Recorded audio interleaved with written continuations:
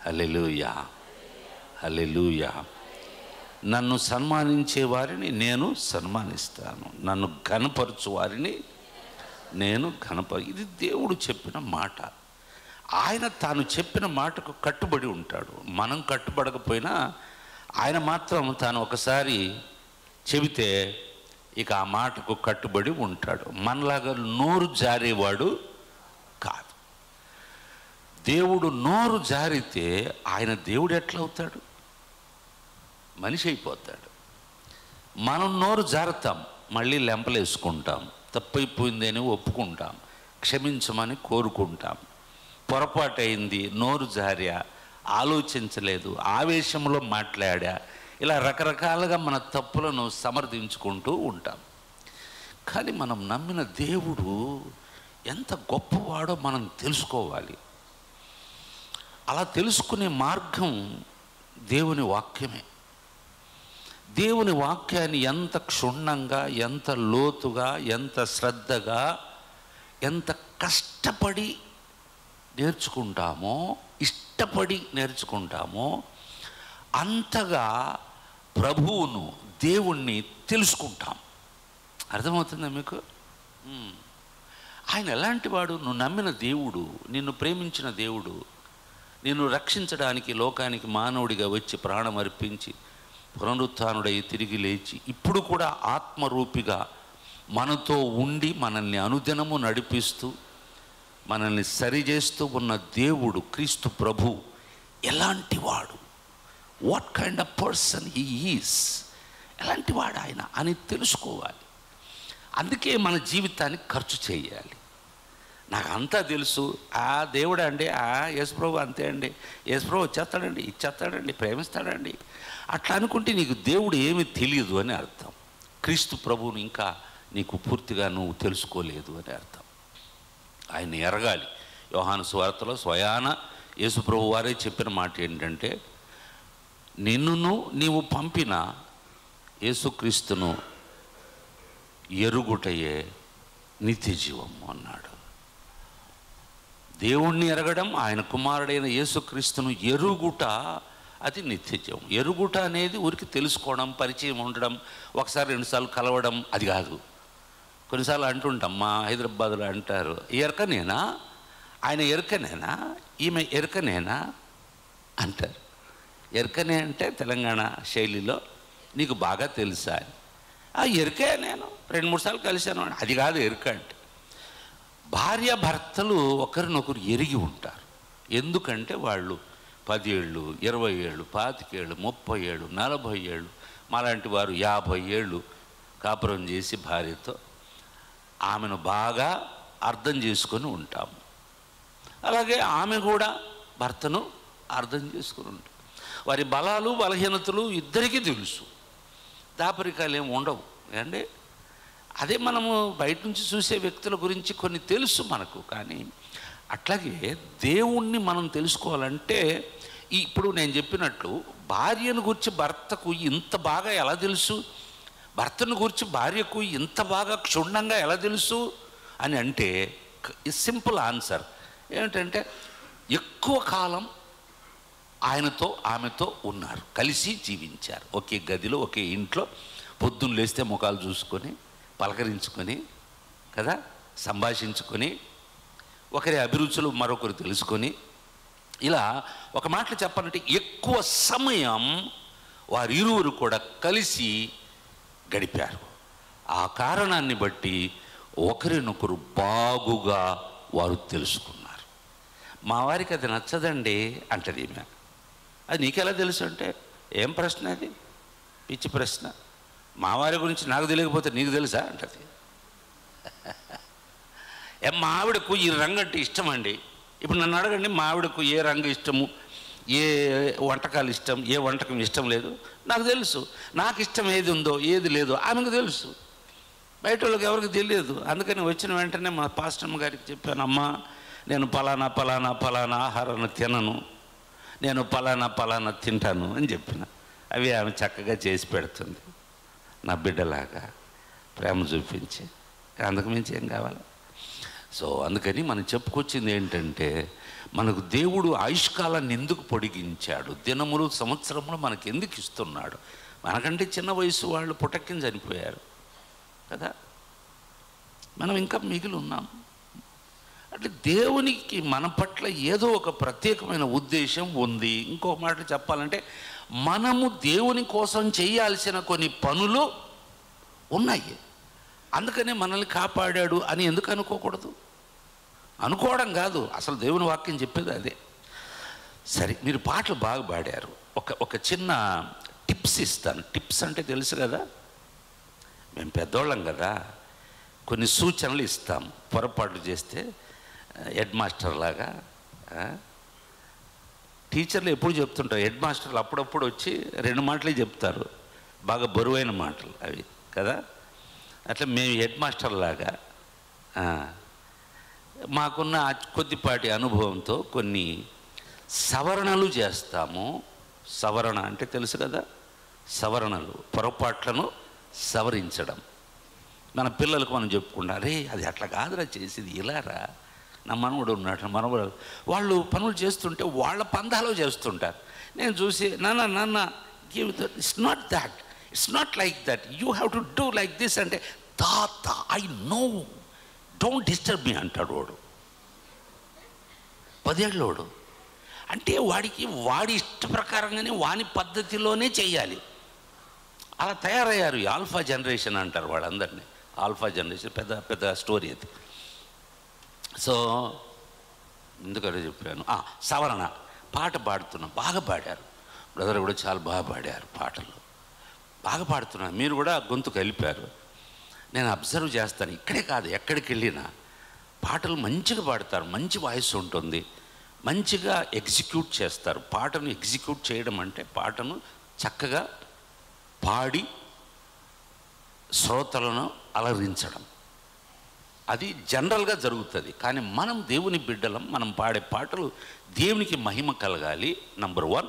రెండవది, మనం పాడే పాటల ద్వారా వినే ప్రజలు దీవించబడాలి కదా. మూడవదిగా, ముఖ్యంగా మూడవది ఏముంది సార్, నేను పాడతా వాళ్ళు వింటారు, అది చెప్పడానికే నేను చెప్తున్నా. మూడవదిగా, ముందు నువ్వు ఆ పాటను ప్రేమించి ఆస్వాదించాలి, అనుభవించాలి. ఓకే, ఆస్వాదించాలి, అనుభవించడం అంటే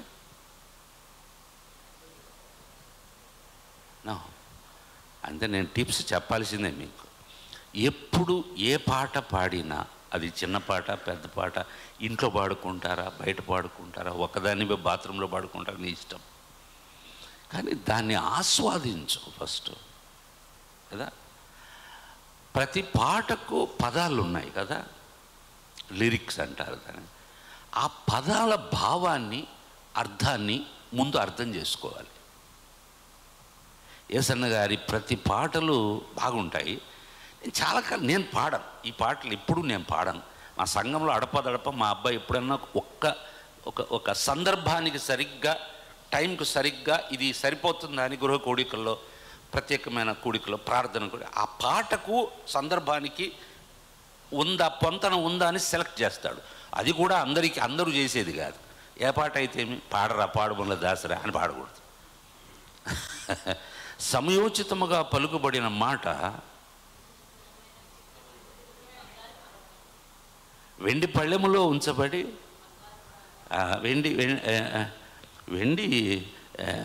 పళ్ళెములో ఉంచబడిన బంగారు పండ్ల వంటిది. నాకు తెలుసు తల్లి, ఎవడన్నా వద్దంటాడండి?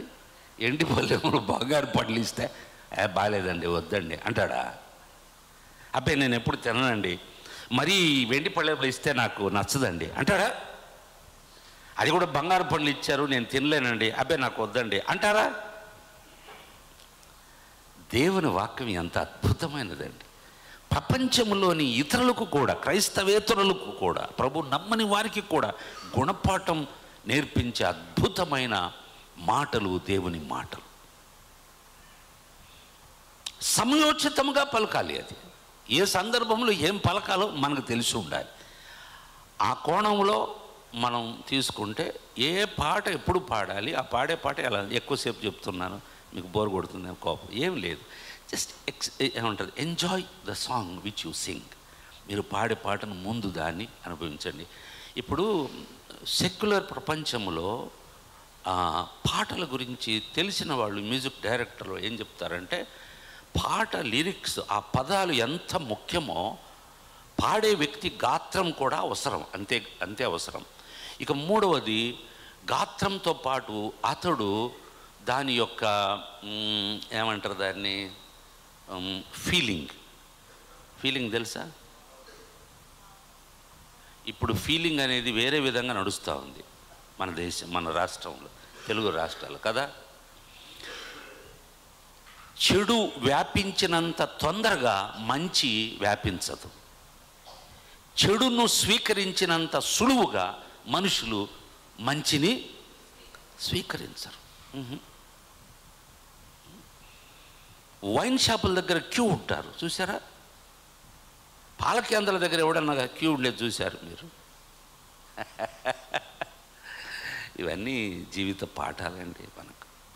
అందుకని పాటకు స్వరంతో పాటు ఆ భావాన్ని వ్యక్తపరచాలి కదా. ఏమని చెప్పాలి? ఏ పాట అయితే, నా దీపము యేసయ్యా నీవు వెలిగించినావు, సుడిగాలిలోనైనా జడివానలోనైనా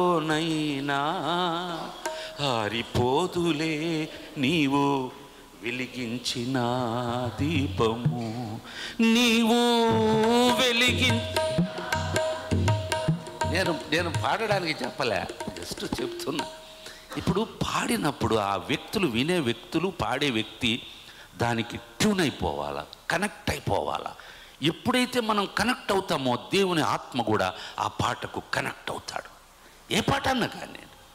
అంతేగా, నా దీపము యేసయ్యా నీవు వెలిగించినావు, పాట కరెక్టే.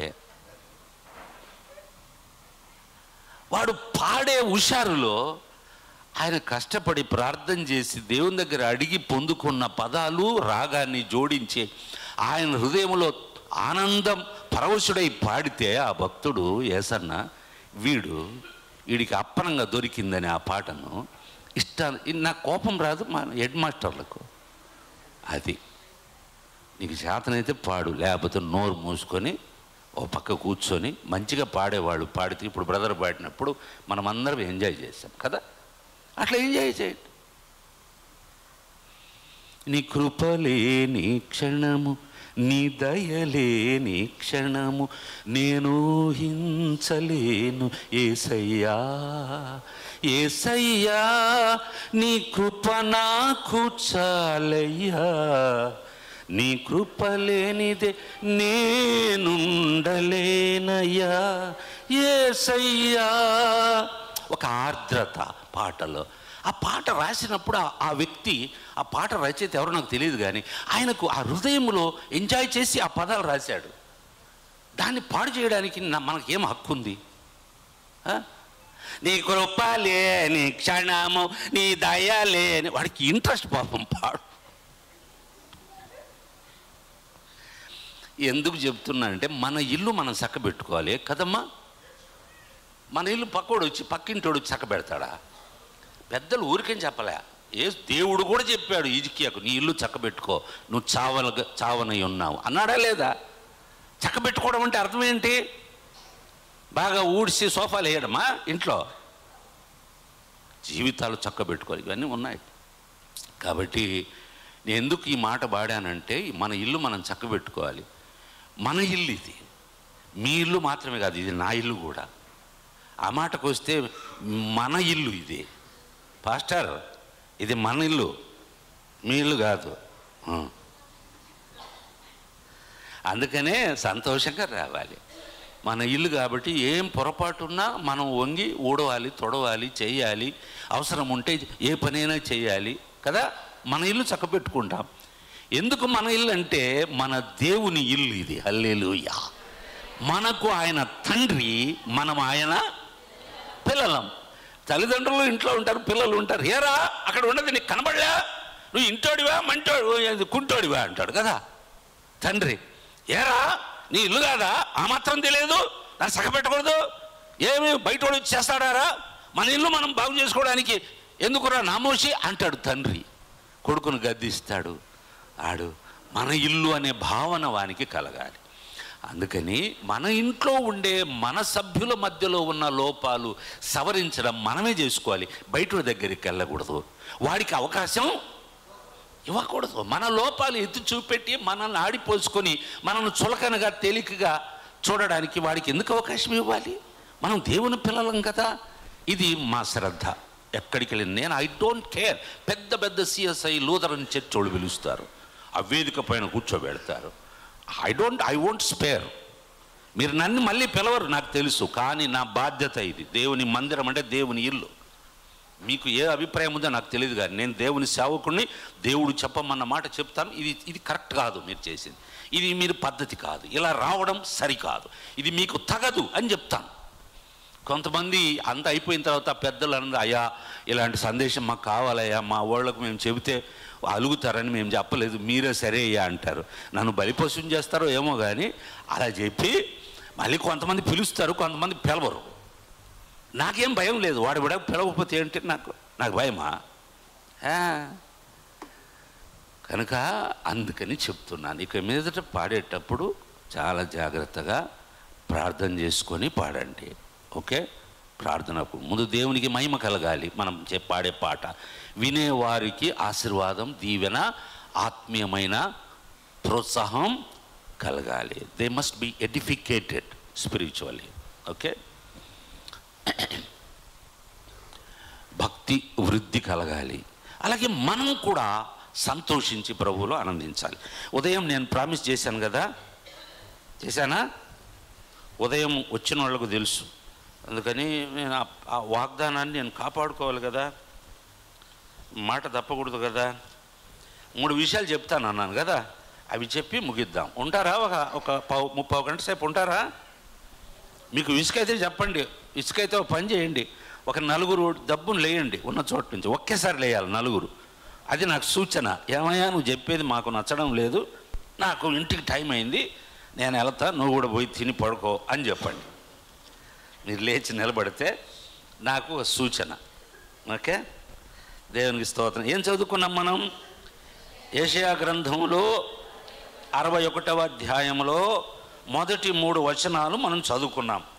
4వ వచనానికి మనం వెళ్ళలేదు, దాని జోలికి వెళ్ళలేదు. ఇప్పుడు వెళ్దాం. ఎక్కడ? 4 నుండి 7 వరకు చదువుకుందాం. మైకుండే వారు చదివి వినిపించండి, మిగతా వాళ్ళందరూ కూడా వింటారు. యెషయా గ్రంథం 61వ అధ్యాయం, అందులో 4వ వచనం నుండి 7వ వచనం వరకు చదువుకుందాం. చాలా కాలము నుండి పాడుగానున్న స్థలములను వారు కట్టుదురు, పూర్వమున పాడైన స్థలములను కట్టుదురు, పాడైన పట్టణములను నూతనముగా స్థాపింతురు, తరతరముల నుండి శిథిలమై ఉన్న పురములను బాగు చేయుదురు. అన్యులు నిలవబడి మీ మందలను మేపెదరు, పరదేశులు మీకు వ్యవసాయకులను మీ ద్రాక్ష తోట కాపరులను అగుదురు. మీరు యెహోవాకు యాజకులనబడుదురు. వారు మా దేవుని పరిచారకులని మనుషులు మిమ్మల్ని గూర్చి చెప్పుదురు. జనముల ఐశ్వర్యమును మీరు అనుభవింతురు, వారి ప్రభావమును పొంది అతిశయింతురు. మీ అవమానమునకు ప్రతిగా రెట్టింపు ఘనత నొందుదురు. నిందకు ప్రతిగా తాము పొందిన భాగమును అనుభవించి వారు సంతోషింతురు. వారు తమ దేశములో రెట్టింపు భాగమునకు కర్తలగుదురు. నిత్యానందము వారికి కలుగును. చాలు. ప్రేమ కలిగిన మా తండ్రి, పరిశుద్ధుడైన మా ప్రభువా, ఎన్నో ఏళ్ల క్రితం, నాయన శతాబ్దాల క్రితం రాసిన మాటలు మేము చదువుకున్నాం. అయినా సరే నీ మాటలు నిత్య నూతనం నాయన. అవి ఎల్లప్పుడూ కూడా ఫ్రెష్గా ఉంటాయి, తాజాగా ఉంటాయి, మా అందరికీ వర్తిస్తాయి. సర్వకాల సర్వావస్థలలోని ప్రజలకు వర్తించేది నీ జీవమగల మాట. ఎందుకంటే అది మీ మాట నాయన. ఆ మాటను చదువుకున్నాము.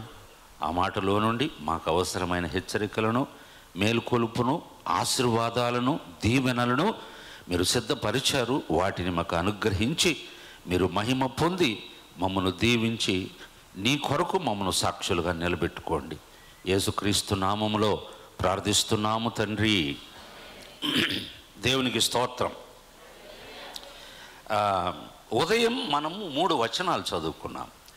ఈ 3 వచనాలు కూడా క్రీస్తు ప్రభుల వారిని గురించి, మెస్సియాను గురించి వ్రాయబడిన వచనాలు. ఆయన ఈ లోకానికి వచ్చిన తర్వాత మానవుడిగా ఆయన జీవిత కాలంలో ఏం చేస్తాడు, చనిపోయి తిరిగి లేచి పరలోకానికి వెళ్ళిపోయినా కూడా ఆయన చేసే పనులు, పరిచర్య అలాగే ఈనాటి వరకు కొనసాగుతూ ఉంది. 3 వచనాలలో మనం చదువుకున్న క్రీస్తు ప్రభువు చేసే పరిచర్య విధములు మనం చూసుకున్నాం. పాయింట్ల వారిగా చూసుకోలేదు, కానీ ఆయన వచ్చిన తర్వాత ఏమేం చేస్తాడు అని చెప్పడం జరిగింది. వాటిని ముందు చకచక చదువుదాము. ఏం చేస్తాడు ఆయన? సువార్తను ప్రకటిస్తాడు కదా, దేవుని రాజ్యాన్ని గురించి ప్రకటిస్తాడు. మనకు తెలుసు యేసు ప్రభు సువార్త ఆయన పరిచర్య ప్రారంభించింది, దేవుని రాజ్యం సమీపించింది, దేవుని వైపుకు తిరగండి అని మొదలుపెట్టాడు, మనకు తెలుసు. తర్వాత నలిగిన హృదయము గల వారిని దృఢపరిచాడు, చెరలోనున్న వారికి విడుదలను ప్రకటించాడు, బంధింపబడిన వారికి విముక్తిని ఇచ్చాడు, హితవత్సరమును ప్రకటించాడు. దేవుని ప్రతిదండన దినమును ప్రకటించలేదు. నేను మధ్యాహ్నం అర్ధంతరంగా ఉదయం దాన్ని ఆపాను. అది దేవుని 2వ రాకడలో, క్రీస్తు 2వ రాకడలో జరిగే సంభవం. దేవుని ప్రతిదండన, అది ప్రతిదండన అంటే దేవుని న్యాయ తీర్పు లోకం మీదికి వచ్చే ఒక దినము దేవుడు నియమించాడు. ఆ దినము కూడా క్రీస్తు ప్రభువే న్యాయాధిపతిగా ఉంటాడు. అంచేత ఇప్పుడు ఆయన న్యాయాధిపతిగా రాలేదు కాబట్టి, ఆయన రక్షకుడిగా వచ్చాడు కాబట్టి ఆ ముక్కను ఆయన చదవకుండా ఉద్దేశపూర్వకంగా ఆ చర్మపు చుట్టను, గ్రంథాన్ని చుట్టి పరిచారకునికిచ్చి కూర్చున్నాడు. ఆయన తప్పు చేయలే, ఎందుకంటే ఆయన వచ్చింది ప్రతిదండన చేయడానికి కాదు, ప్రభు హితవత్సరమును, మంచి సంవత్సరములను, మంచి దినములను, రక్షణను, విమోచనను, విడుదలను ప్రకటించడానికి, ఇవ్వడానికి ఆయన వచ్చాడు. అవన్నీ కూడా తన మరణ పునరుత్థానాల ద్వారా ప్రపంచానికి ఇచ్చాడు, ఇస్తూ ఉన్నాడు. అందులో భాగంగా మనం కూడా వాటిని అనుభవించి ఇక్కడ కూర్చున్నాం. ఇది 3 వచనాలలో ఉన్నటువంటి క్రీస్తు ప్రభుల వారు చేసే పరిచర్య, the messianic ministry, what he will do. Messiah వచ్చినప్పుడు ఆయన ఏం చేస్తాడు, ఆయన పరిచర్య ఎలాగుంటుంది అని చెప్పాడు 3 వచనాలలో. కానీ కీలకమైనది ఏంటంటే ఈ పరిచర్య అంతా కూడా చేయడానికి ఆయనకు ఉండే శక్తి, ఇంధనం, ఆ ఫోర్స్ ఏమిటి అంటే మొదటి వచనంలో చెప్పాడు, ప్రభువుకు యెహోవా ఆత్మ నా మీదికి వచ్చి ఉన్నది. అది కథ. అది దేవుని అభిషేకము, ఆత్మ అభిషేకము క్రీస్తు పైకి వచ్చింది. ఈ గొప్ప పరిచర్య ప్రపంచములో, భూమి మీద ప్రజల మధ్య ప్రభుల వారు మానవుడిగా ఉండి కూడా చేయగలిగాడు అంటే ఆయనలో పరిశుద్ధాత్ముడు ఉన్నాడు, ఆత్మశక్తి నిండుగా ఉన్నది. ఆయన పుట్టుక ఆత్మతో జరిగింది, ఆయన పెరగడం కూడా ఆత్మ ద్వారానే అభివృద్ధి చెందాడు అన్ని విధాల కదా. ఆయన వయసులోను, జ్ఞానంలోను, దేవుని దయలోను, మనుషుల దయలోను వర్ధిల్లుచుండెను అని మనం చూస్తాం. తర్వాత ఆయన పెరిగి పెద్దవాడైన తర్వాత 30 ఏళ్ల వయసు వచ్చినప్పుడు ఆయన పరిచర్యను ప్రారంభించే ముందు యోహాను దగ్గరికి వెళ్ళి యోర్దాను నదిలో ఆయన చేతి క్రింద బాప్తిస్మం పొంది ఒడ్డుకు రాగానే పరిశుద్ధాత్మ పావురము రూపములో, లైక్ డవ్, పావురము వలె, పావురం వచ్చి కూర్చోలే, అప్పుడు వాళ్ళు చూసేటప్పుడు పావురము వలె వచ్చి ఆయన మీద కూర్చుంది. అప్పుడు ఒక స్వరం వినిపించింది పైన నుంచి, ఆకాశం నుండి, ఈయన నా ప్రియ కుమారుడు, ఈయన యందు నేను, this is my beloved son in whom I am well pleased, నేను సంతోష అంటే ఒక కంప్లీట్ ఒక ఆత్మాభిషేకాన్ని దేవుడు ఆయనకి ఇచ్చాడు అనే దానికి రుజువుగా ప్రజలకు చూపించడానికి దేవుడు ఆనాడు ఆ మాట పలికాడు. పరిశుద్ధాత్మ ఆయన మీదికి పావురం రూపంలో వచ్చి దిగినట్లు వారందరికీ కనిపించింది. అంత మాత్రం చేత అంతకు ముందు ఆయనకు ఆత్మ లేదు, అప్పుడే వచ్చింది అనకూడదు. సో వాక్యం తెలిసిన వాళ్ళు, లేఖనాలు తెలిసిన వాళ్ళు చాలా జాగ్రత్తగా ఉండాలి. డాక్ట్రిన్ ఇది. ఓకే, క్రిస్టాలజీలో వస్తుంది ఇది. మేము బైబిల్ కాలేజీలో చెప్తుంటాం. క్రిస్టాలజీ అంటే క్రీస్తుని గురించిన శాస్త్రం.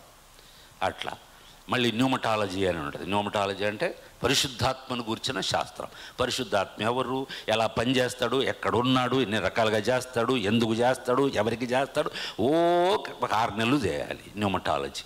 పరిశుద్ధాత్మను గురించిన క్షుణ్ణమైన అధ్యయనం. ఇవన్నీ తెలిసినప్పుడు వాక్యాన్ని వక్రీకరించకుండా వాక్యం చెప్పగలం, పొరపాటు చేయకుండా.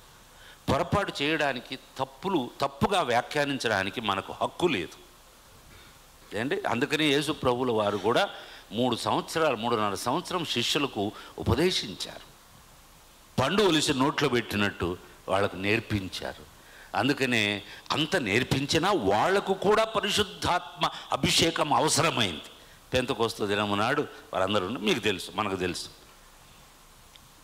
నేను చెప్పొచ్చేది ఏంటంటే, యేసుక్రీస్తు ప్రభు ఇంత గొప్ప పరిచర్య చేయడానికి కారణం ఏమిటంటే, ముఖ్యమైన కారణం ప్రభువుకు యెహోవా ఆత్మ నా మీదికి వచ్చి ఉన్నది.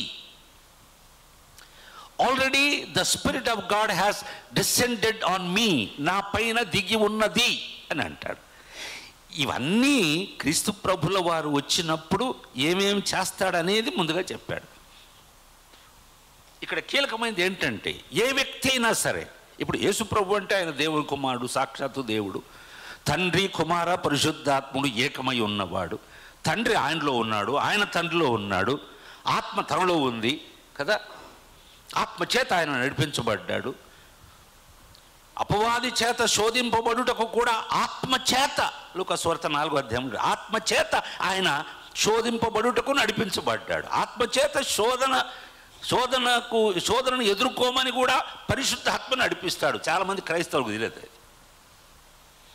పరిశుద్ధాత్మ ఎప్పుడు అభిషేకం ఉంటే అన్య భాషలు మాట్లాడడానికి మాత్రమే ఉంటాడు అనుకుంటారు. పరిశుద్ధ జీవితానికి, ధైర్యంగా నిలబడి సాక్ష్యం చెప్పడానికి పలు రకాల సామర్థ్యాలు పరిశుద్ధాత్మతో వస్తాయి. అలాగే శోధింపబడడానికి కూడా పరిశుద్ధాత్మయ్య నడిపిస్తాడు. ఆ శోధనను గెలవడానికి కూడా మరల పరిశుద్ధాత్మ మనకు సహాయం చేస్తాడు. ఆ రకంగా పరిశుద్ధాత్మ పరిశుద్ధాత్మ పరిశుద్ధాత్మ. ప్రభువుకు యెహోవా ఆత్మ నా మీద ఉన్నది, వచ్చి ఉన్నది, కాబట్టి నేను సువార్త ప్రకటిస్తాను, కాబట్టి దయ్యాలు వెళుతాయి, కాబట్టి అద్భుతాలు జరుగుతాయి, కాబట్టి బంధింపబడిన వారు, కాబట్టి దుఃఖిస్తున్న వారికి ఆనందం కలుగుతుంది. కారణం ఇంతే, అభిషేకం ఉంది. అభిషేకం ఉండాలి, అది ప్రస్ఫుటంగా కనబడాలి. ఇంతవరకు బాగా ఉంది. ఇదంతా పాత నిబంధన సంగతులు సార్.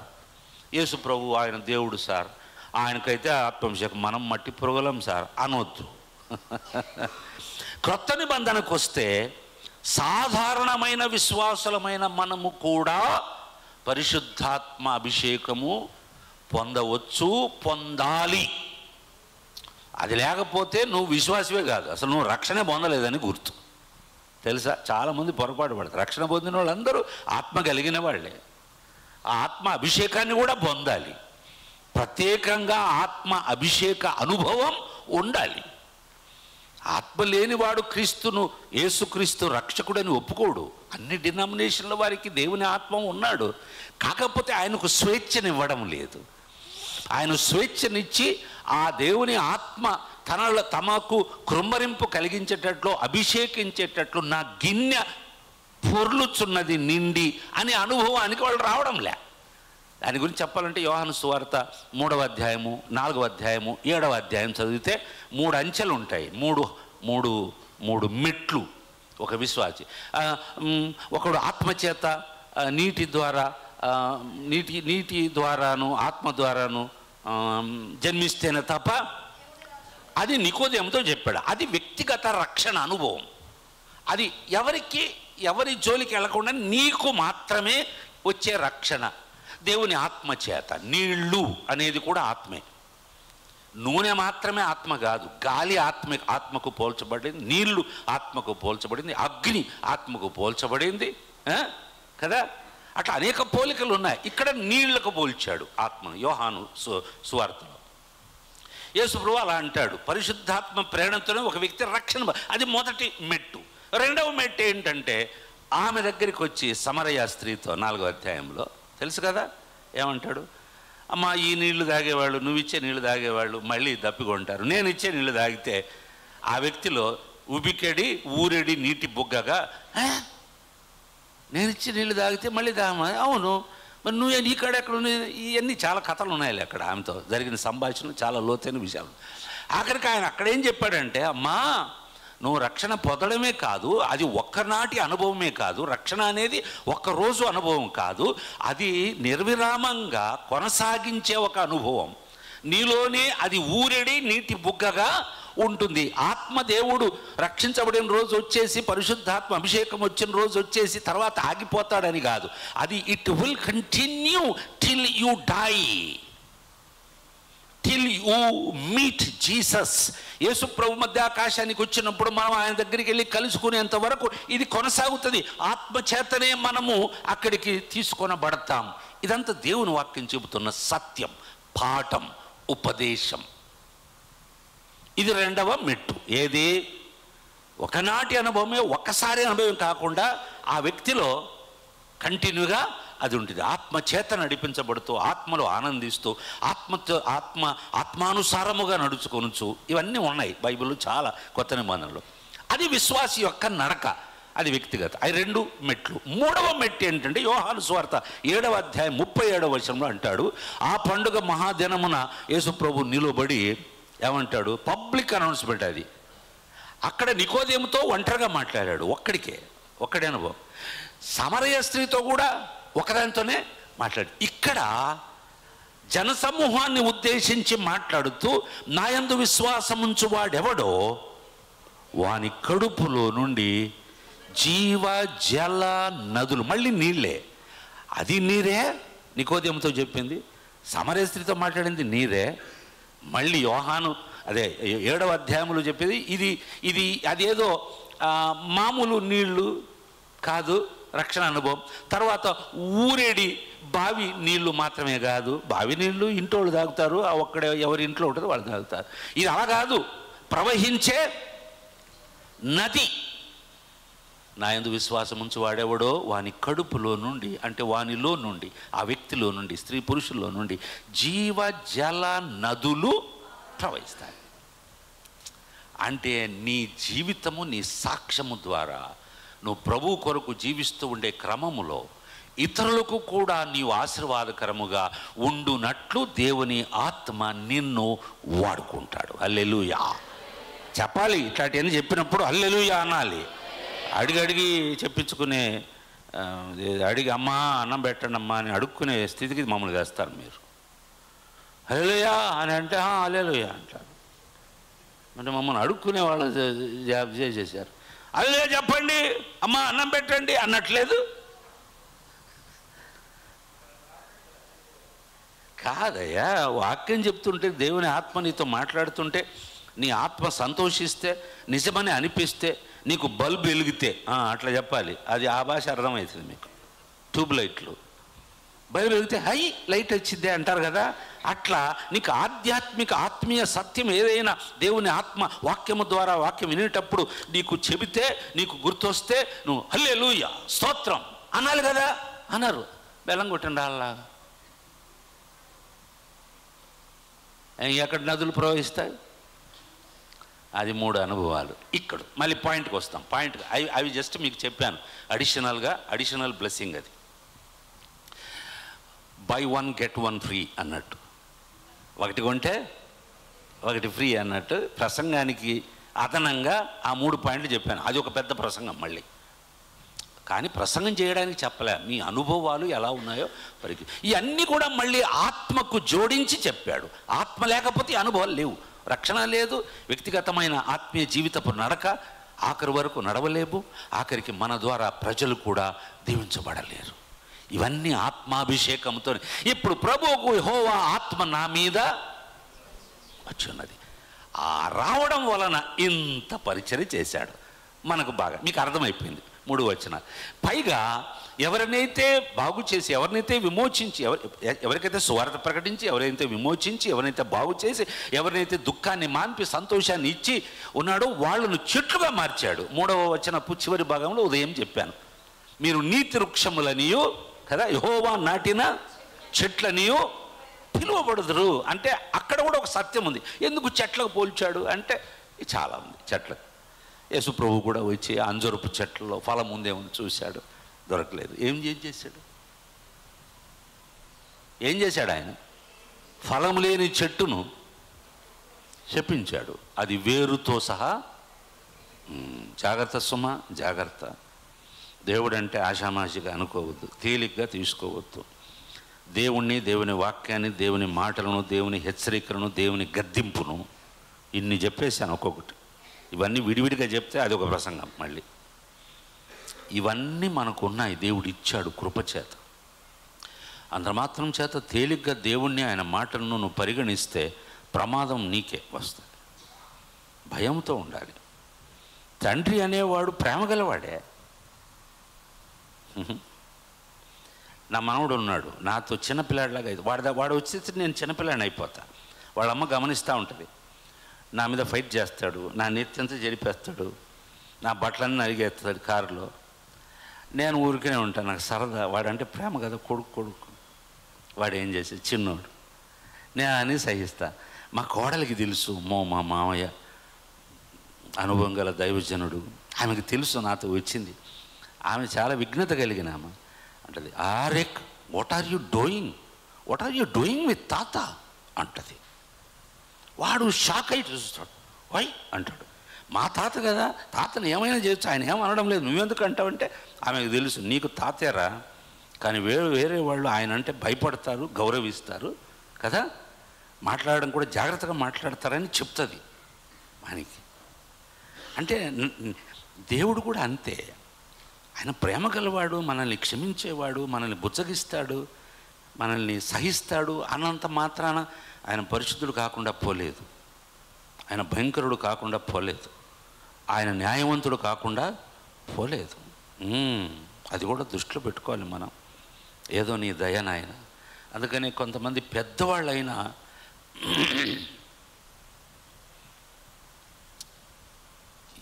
ఎంత పెద్దవాడైనా కొడుకు తండ్రిని చూసినప్పుడు ఒక తెలియని ఒక గౌరవము, భయం లోపల ఉంటుంది. జ్ఞానం ఎనకంటే ఎక్కువ ఉండొచ్చు కాక, ఎందుకంటే ఆయన తండ్రి.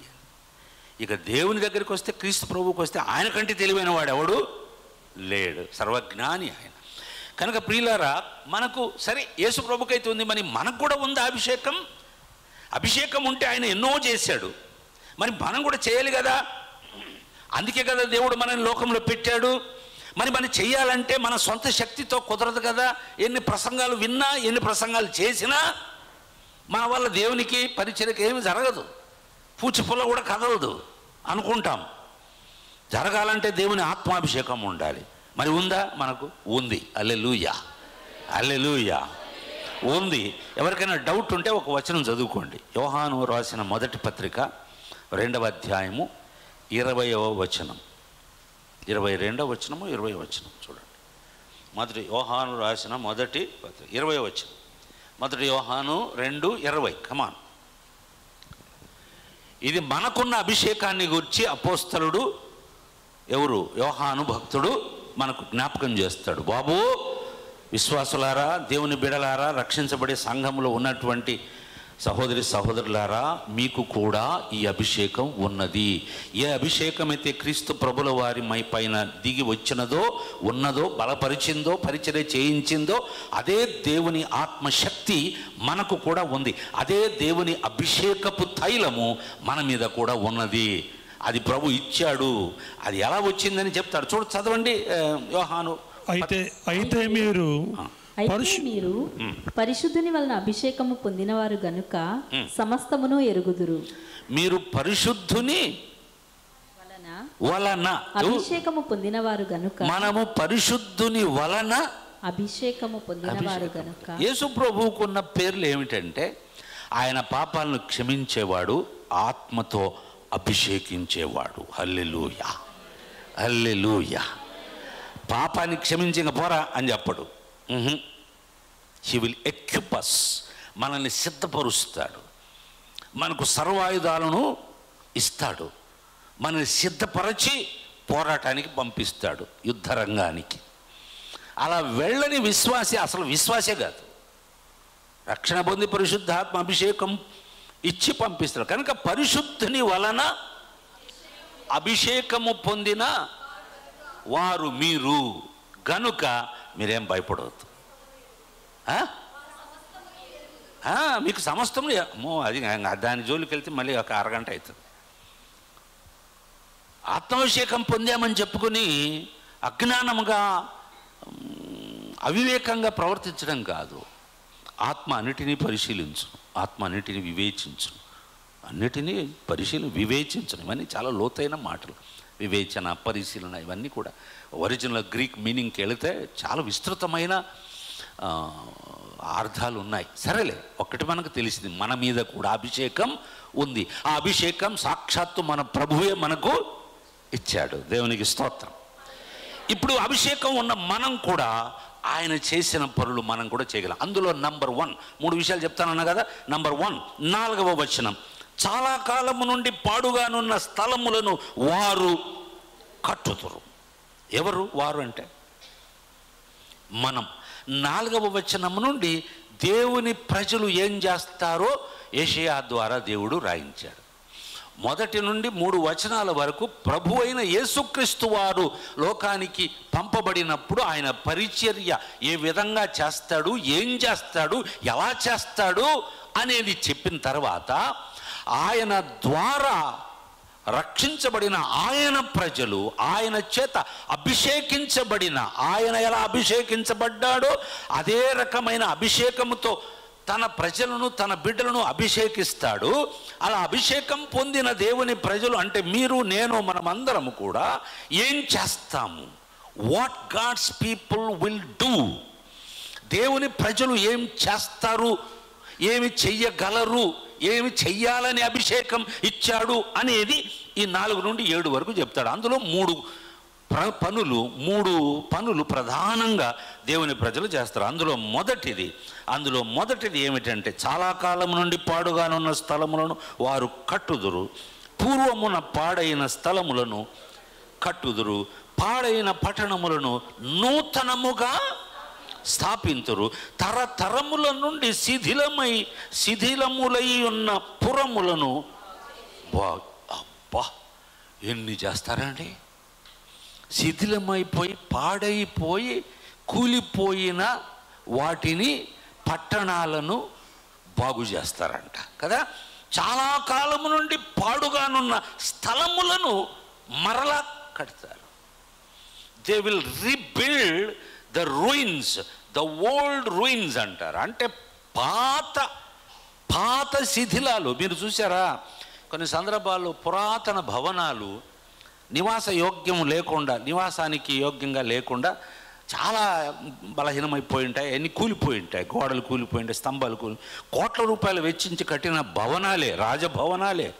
అవి భూత బంగళా అంటారు హిందీలో. అంటే దయ్యాల కొంపలాగా తయారైపోతాయి. అక్కడికి ఆ జోలికి ఎవరు వెళ్ళరు. దాని మీద సినిమాలు అవి కూడా తీశారు కదా, వాటిని కూడా క్యాష్ చేసుకున్నారు. శిథిలమైపోయిన పురాతన భవనాలు, పునాదులు, ఇళ్ళు ఇవన్నీ ఉంటాయి, ప్రహరీ గోడలు ఇవన్నీ మనం చూస్తుంటాం. మనకంటే ముందు నివసించినటువంటి శతాబ్దాలలో కృష్ణదేవరాయల కాలం నాటి శిథిలాలు, కాకతీయుల శిథిలాలు, నిజాం కాలంలోని కట్టడాలు హైదరాబాద్లో ఎక్కడెక్కడ అన్నీ ఉన్నాయి. ఆ రాచరికపు చిహ్నాలు, గుర్తులు ఇప్పటికీ ఉన్నాయి.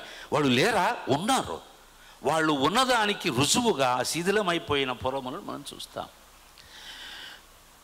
ఇక్కడ వాటి గురించి చెప్పడం, దేవుని ప్రజలైన మీరు, నేను, మనము ఏం చేస్తామంటే పాడైపోయిన వాటిని, కూలిపోయిన వాటిని, పాతవి వాటిని చాలా పట్టించుకోలే. ఒకసారి ఆలోచించండి. గత సంవత్సరం మన జీవితాలు వ్యక్తిగతంగా మిమ్మల్ని చూసు, మీరే ఒక కట్టడం, మీరే ఒక భవనం, ఒక్కొక్క వ్యక్తి కూడా ఒక భవనం, ఒక నివాసం, ఒక గృహం, ఒక ఇల్లు, ఒక పట్టణం అనుకోండి. ఎవరితో నిమిత్తం లేదు, అంతే. ఇక్కడ అన్ని బంధాలు అనుబంధాలు ఉన్నాయి, భార్య పిల్లలు. ఒక్కసారి ఊపిరి ఇక్కడి నుంచి వచ్చిందనుకో, ఈ బంధాలన్నీ నైజాంతా హై పో అంటారు.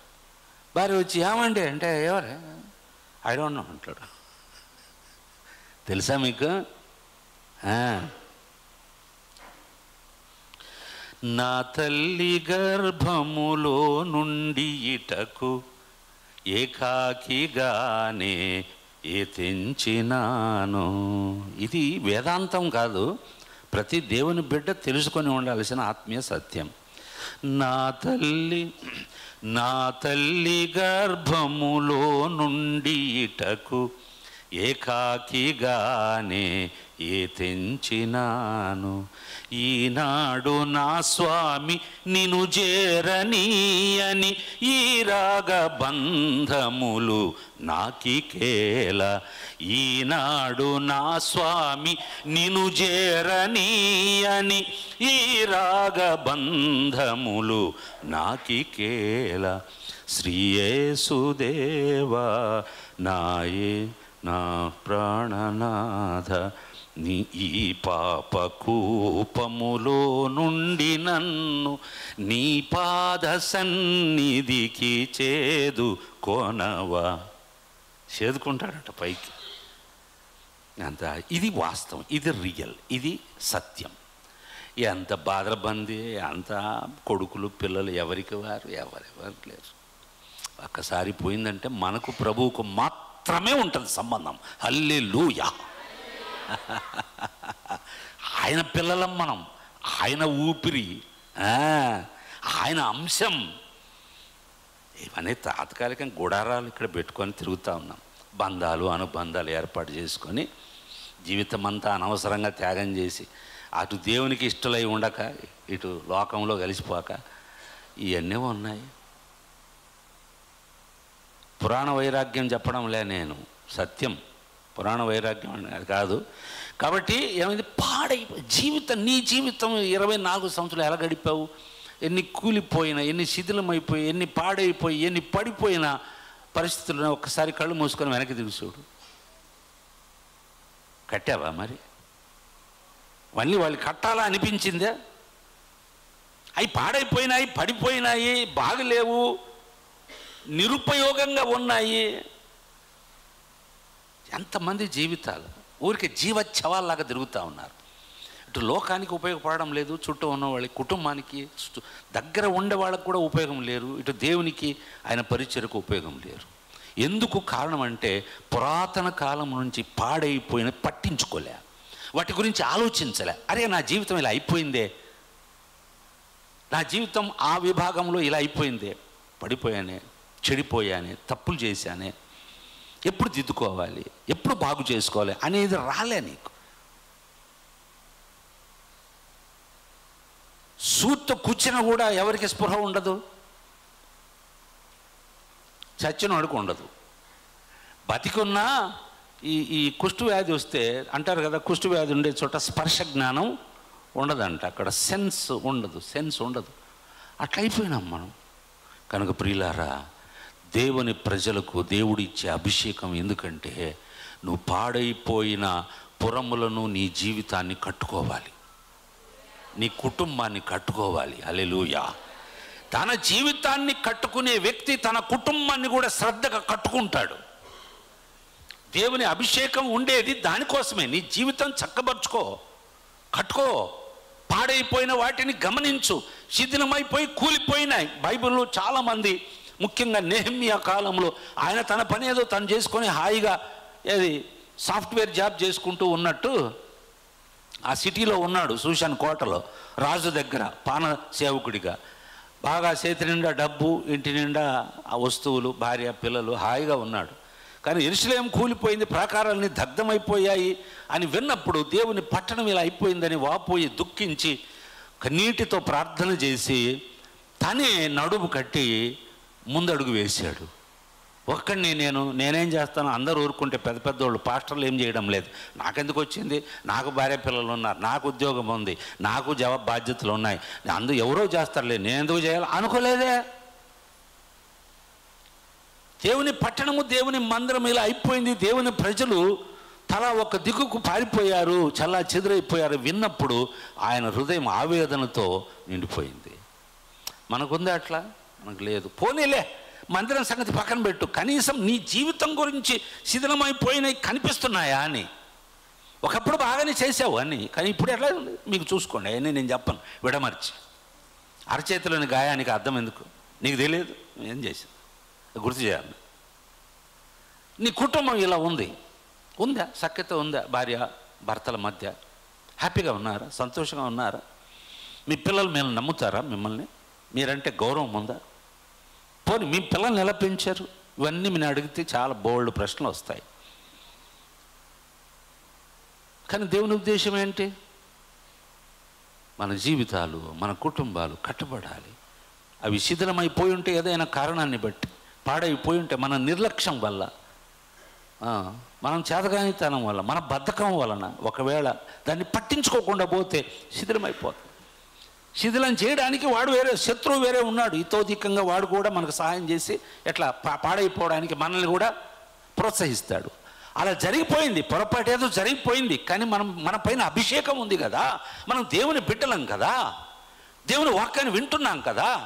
ఇప్పుడు కూడా దేవుడు చెప్తున్నాడే, వారు అంటే నేను అభిషేకించే నా ప్రజలు, నేను రక్షించిన నా బిడ్డలు, ఈ పెంతెకోస్తు సంఘములు వచ్చి మందిరంలో కూర్చుండే మీరు, వీరంతా పాడైపోయిన వాటిని కడతారు మళ్ళీ అని ఆయన ఎదురు చూస్తున్నాడు.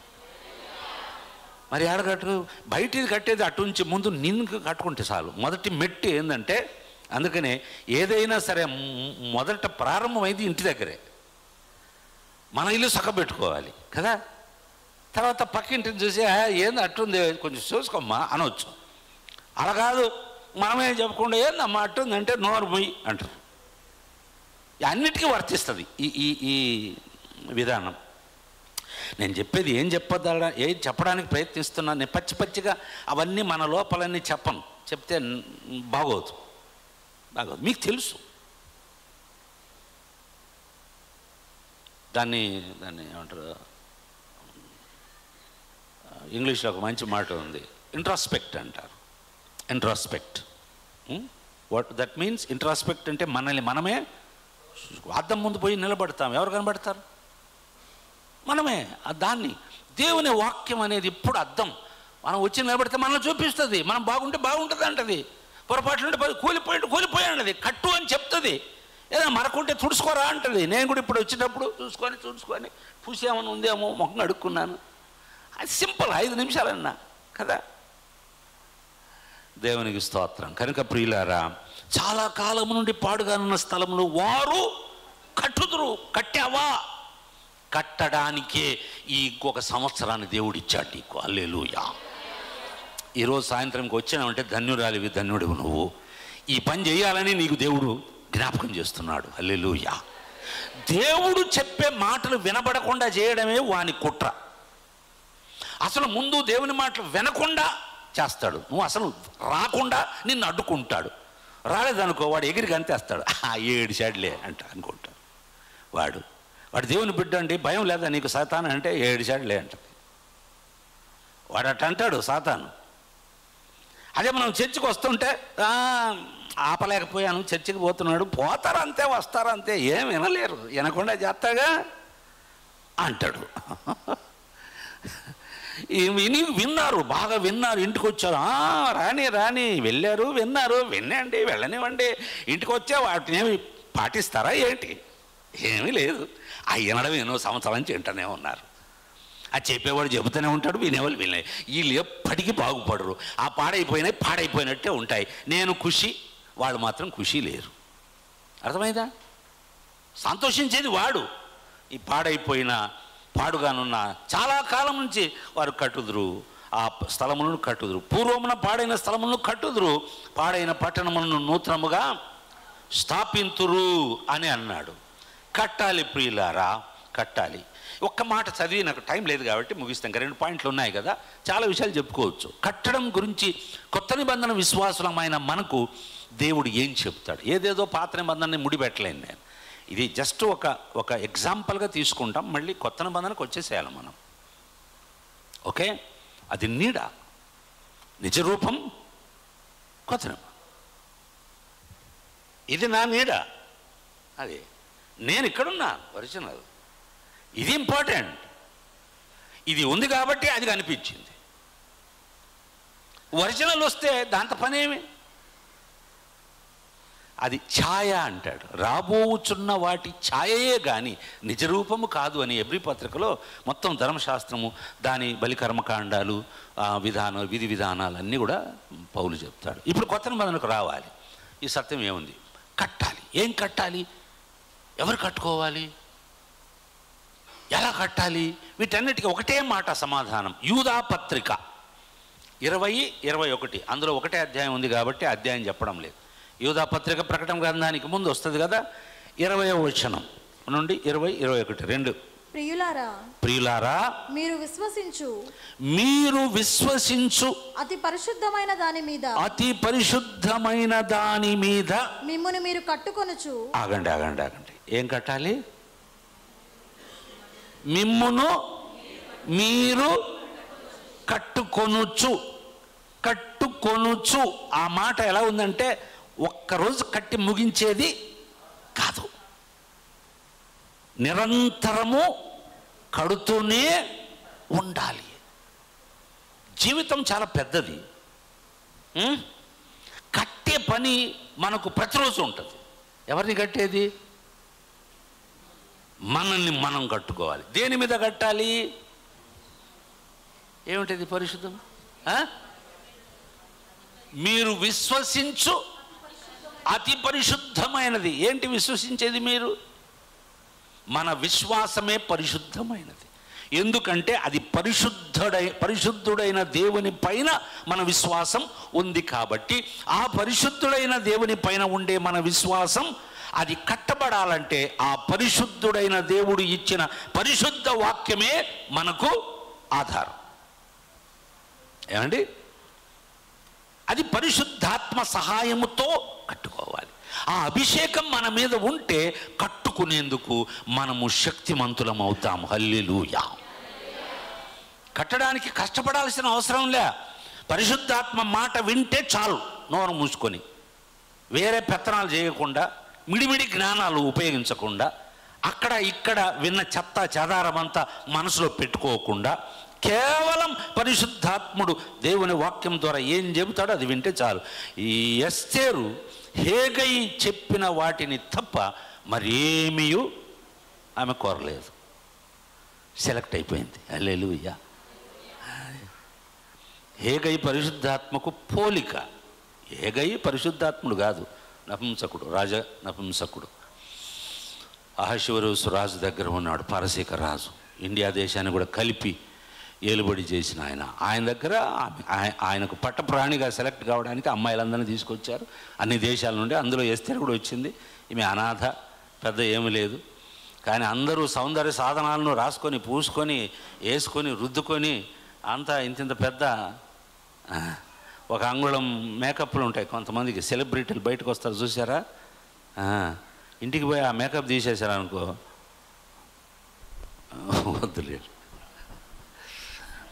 అంటే దాన్ని చూసినప్పుడు మీరు వాళ్ళనేమో అసహించుకోవద్దు. ప్రపంచమే అలా ఉంది, పై మెరుగులు దిద్దుతుంది. అది గుర్తించండి. మనం గుర్తించకపోతే వాస్తవాన్ని ఎవరు గుర్తిస్తారయ్యా? ఇప్పుడు మీ సమయాన్ని ఖర్చు చేసి ఇక్కడికి వచ్చి కూర్చున్నారంటే ఈ విలువైన మాటలు నా మాటలు కాదు, నేను చెప్పేవి కాదు, దేవుని మాటలను నేను మీరు మనమంతా వింటున్నాం. అంటే చాలా అమూల్యమైన ఇవి వాళ్ళకి తెలియదు, బయట వాళ్ళకు. మనం ధన్యులం కదా. ఎందుకు? డబ్బు లేదా, మనం మేకప్ వేసుకోలేం. దేవుడు ఏమైనా వద్దంటాడా? కానీ వేసుకోం. ఎందుకంటే దాని అవసరం లేదు. పరిశుద్ధాత్ముడు ఏం చెప్తాడో దాన్ని మీరు దేవుని ఆత్మను అనుసరించి నడుచుకొనుడి, అప్పుడు శరీరేచ్ఛలను నెరవేర్చరు అని గలతీ పత్రికలో, రోమా పత్రికలో బోలుడు వాక్యాలు ఉన్నాయి. ఆత్మానుసారముగా నడుచుకొనుడి. Walk according to the spirit. ఇప్పుడు అర్థం చేసుకున్నారా? ఈ 25వ సంవత్సరం మనకి ఎందుకు ఇచ్చాడంటే, అమ్మయ్యా పోయిన వాళ్ళందరూ చెడ్డోళ్ళు, మేము చాలా భక్తిపరులము, నీతిమంతులము అందుకని పెట్టాడు అనుకోవద్దు ప్రియులారా. మన జీవితాలు కూలిపోయినాయి, ఉన్నాయి, శిథిలమైపోయినా ఉన్నాయి. అవి కట్టడానికి దేవుడు మనకు సమయాన్ని ఇచ్చాడు. అది నీ వ్యక్తిగత జీవితం అయి ఉండొచ్చు, నీ కుటుంబం అయి ఉండొచ్చు, దిద్దుకోవాల్సిన ఎన్నో ఉన్నాయి. నువ్వు దేవుని దగ్గర కూర్చొని వాక్యం తీసి ప్రార్థన చేసి, ప్రభువా నాకు చూపెట్టు నాయన. కొన్నిసార్లు మనకు కూడా కళ్ళు కప్పుతాడు, గంతలు కడతాడు సాతాను. అందుకని ప్రార్థన చేయాలి. అది number 1. Number 2, come on let's go. పరిశుద్ధాత్మలో ప్రార్థన చేయుచు. అది అయిపోయిందిలేమ్మా, మనం కట్టుకోవాలి మన మీద. పరిశుద్ధాత్మతో ప్రార్థన చేయాలి కదా. తర్వాత అది చదివేసి ఆ వచనం 21 కూడా, మిమ్మల్ని మీరు విశ్వసించు అతి పరిశుద్ధమైన దానిపైన మిమ్మల్ని మీరు కట్టుకొనొచ్చు, పరిశుద్ధాత్మలో ప్రార్థన చేస్తూ నిత్య జీవార్థమైన మన ప్రభువు యేసుక్రీస్తు కనికరము వారి కనికరము కొరకు కనిపెట్టుచు దేవుని ప్రేమలో నిలుచున్నట్లు మిమ్మును మీరు కాచుకొనుడి. Mind blowing. మనకు అర్థమవుతే లేవో కానీ తెలుగు భాష ఎంత స్పష్టంగా ఎంత తేటగా ఉందండి. కాచుకోండి, మిమ్మల్ని మీరు కాపాడుకోండి. దేవుని ఆత్మ సహాయంతో మిమ్మల్ని మీరు కాపాడుకోండి, మిమ్మల్ని మీరు కట్టుకోండి, శిథిలమైన వాటిని కట్టండి. అది నంబర్ 1 జాబ్ దేవుని బిడ్డలం. నంబర్ 2, 5-6 వచనాలు చదివేద్దాం. యెషయా గ్రంథం 2వ పాయింట్ ఏంటి? మొదటి పాయింట్ అంటే దేవుని ప్రజలు ఏదైతే శిథిలమైపోయిందో, ఏదైతే పాడైపోయిందో వాటిని కడతారు. God's people will rebuild and renew the old ruins.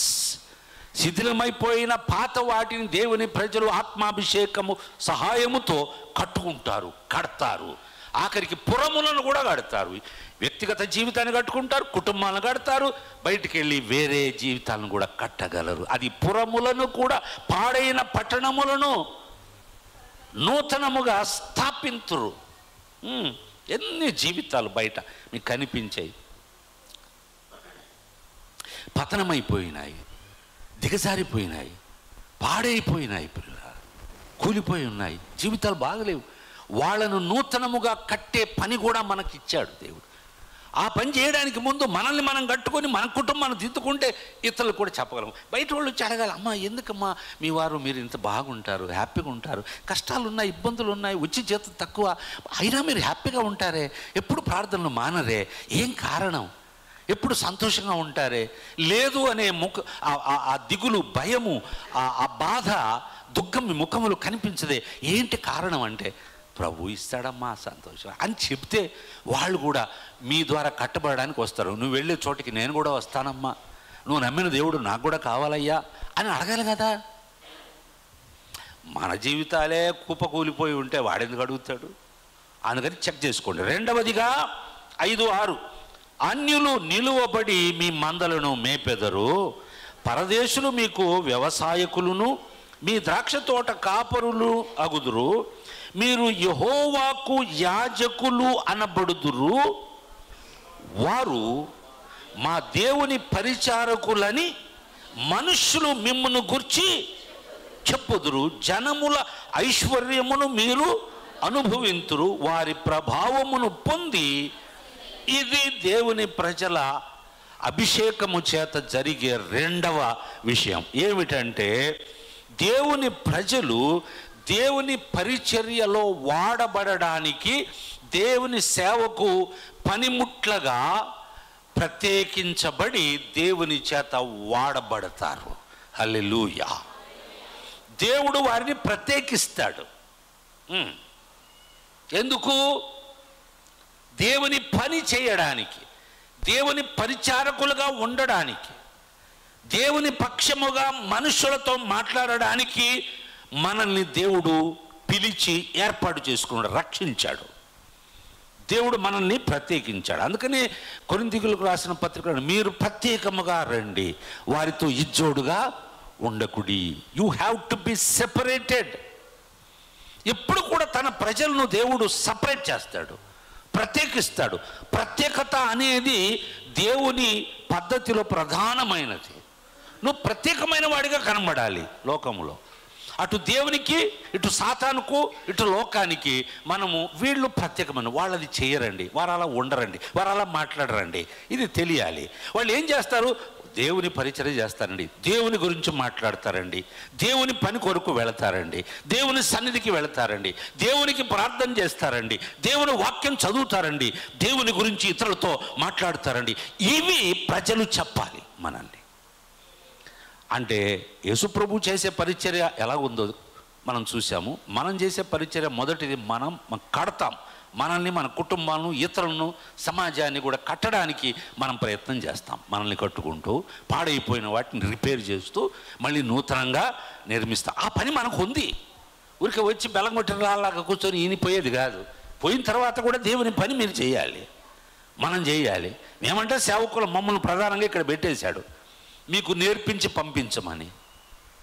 కానీ మీరు కూడా కొత్త నిబంధన వాక్యానుసారముగా, కొత్త నిబంధన పిలుపు ప్రకారంగా మీరు కూడా దేవుని పని చేయడానికి దేవుని చేత ప్రత్యేకించబడి అభిషేకించబడిన పరిచారకులు, సేవకులు. వారు దేవుని పరిచారకులని ఎక్కడ మనం చదివాం కదా, అక్కడ 6వ వచనం, మీరు యెహోవా యాజకులనబడుదురు, వారు మా దేవుని పరిచారకులని మనుషులు మిమ్మును గూర్చి చెప్పుకోద్దు. దేవుని పరిచర్య చేయాలి. దేవుని ప్రజలు దేవుని చేత ప్రత్యేకించబడి దేవుని సేవ చేయడానికి వాళ్ళు అభిషేకం పొందారు. ఇది పరిశుద్ధమైన పని. It is a holy occupation అంటారు. చాలా పనులు ఉన్నాయి, గొప్ప పనులు ఉన్నాయి, కింది స్థాయిలో ఉండే పనులు ఉన్నాయి. ఏ జాబ్ చేస్తారంటే చిన్న జాబులు చేసేవాళ్ళు ఏదోనండి చిన్న ఆఫీస్లో అటెండర్ అండి అట్లా అంటారు కదా, కూలీ చేసుకుంటానండి అట్లా అంటారు. అలాగే గొప్ప గొప్ప అంటే ఆయన ఆఫీసర్ అండి. అవి గొప్ప పనులు, అన్ని పనులు ఉన్నాయి. కానీ ఈ పని దేవుడు మీకు అప్పగించిన దేవుని పరిచర్య చేసే పని, అది పవిత్రమైన పని. హల్లెలూయా. అది చేయడానికి అభిషేకం ఉంది. మీరేమనుకుంటారో నాకు తెలియదు, కానీ దేవుని వాక్యం నాకు ఏం నేర్పించిందో అది మీకు చెప్తాను. మీరు అంగీకరిస్తారో చేస్తారో లేదో నాకు అనవసరం. నేను చెప్పడం నా బాధ్యత. ఏమయ్యా మీకు తెలుసా అని అడుగుతాడు రేపు ప్రభు ఆయన ముందు నిలబడ్డప్పుడు, ఆయన న్యాయపీఠం దగ్గర. చెప్పారు ప్రభు, ముసలోడు వచ్చి చెప్పాడు, మేమే పట్టించుకోలే. నాకు తెలుసులే పోయా ఏడిచావు కానీ అనుకున్నాను అని. అంటే నాకు వచ్చే నష్టమేమి, వాడిని పంపించిందే అందుకయ్యా. 2025వ సంవత్సరంలో నువ్వు ఇవన్నీ చేస్తావని పంపించాను. ఆయన పిలవమని చెప్పిందే ఈ పాస్టర్కు నేను అని ఆయన చెప్తాడు. అప్పుడు మీకు అనిపించడు, ఎప్పుడు ఈ ముసలోడైనా వచ్చేది, వేరే ఎవరు దొరకలే నీకు, ఇంకా నన్ను పిలవడలే అనుకుంటాను. పాస్టర్ తిమోతి అమ్మయ్య ఇక చాలు, ఇంకా పిలవడు. 1 సంవత్సరం 2 సంవత్సరాలు అయితే మళ్ళీ ప్రైజ్ లార్డ్ అంకుల్ అని ఫోన్ చేస్తాడు.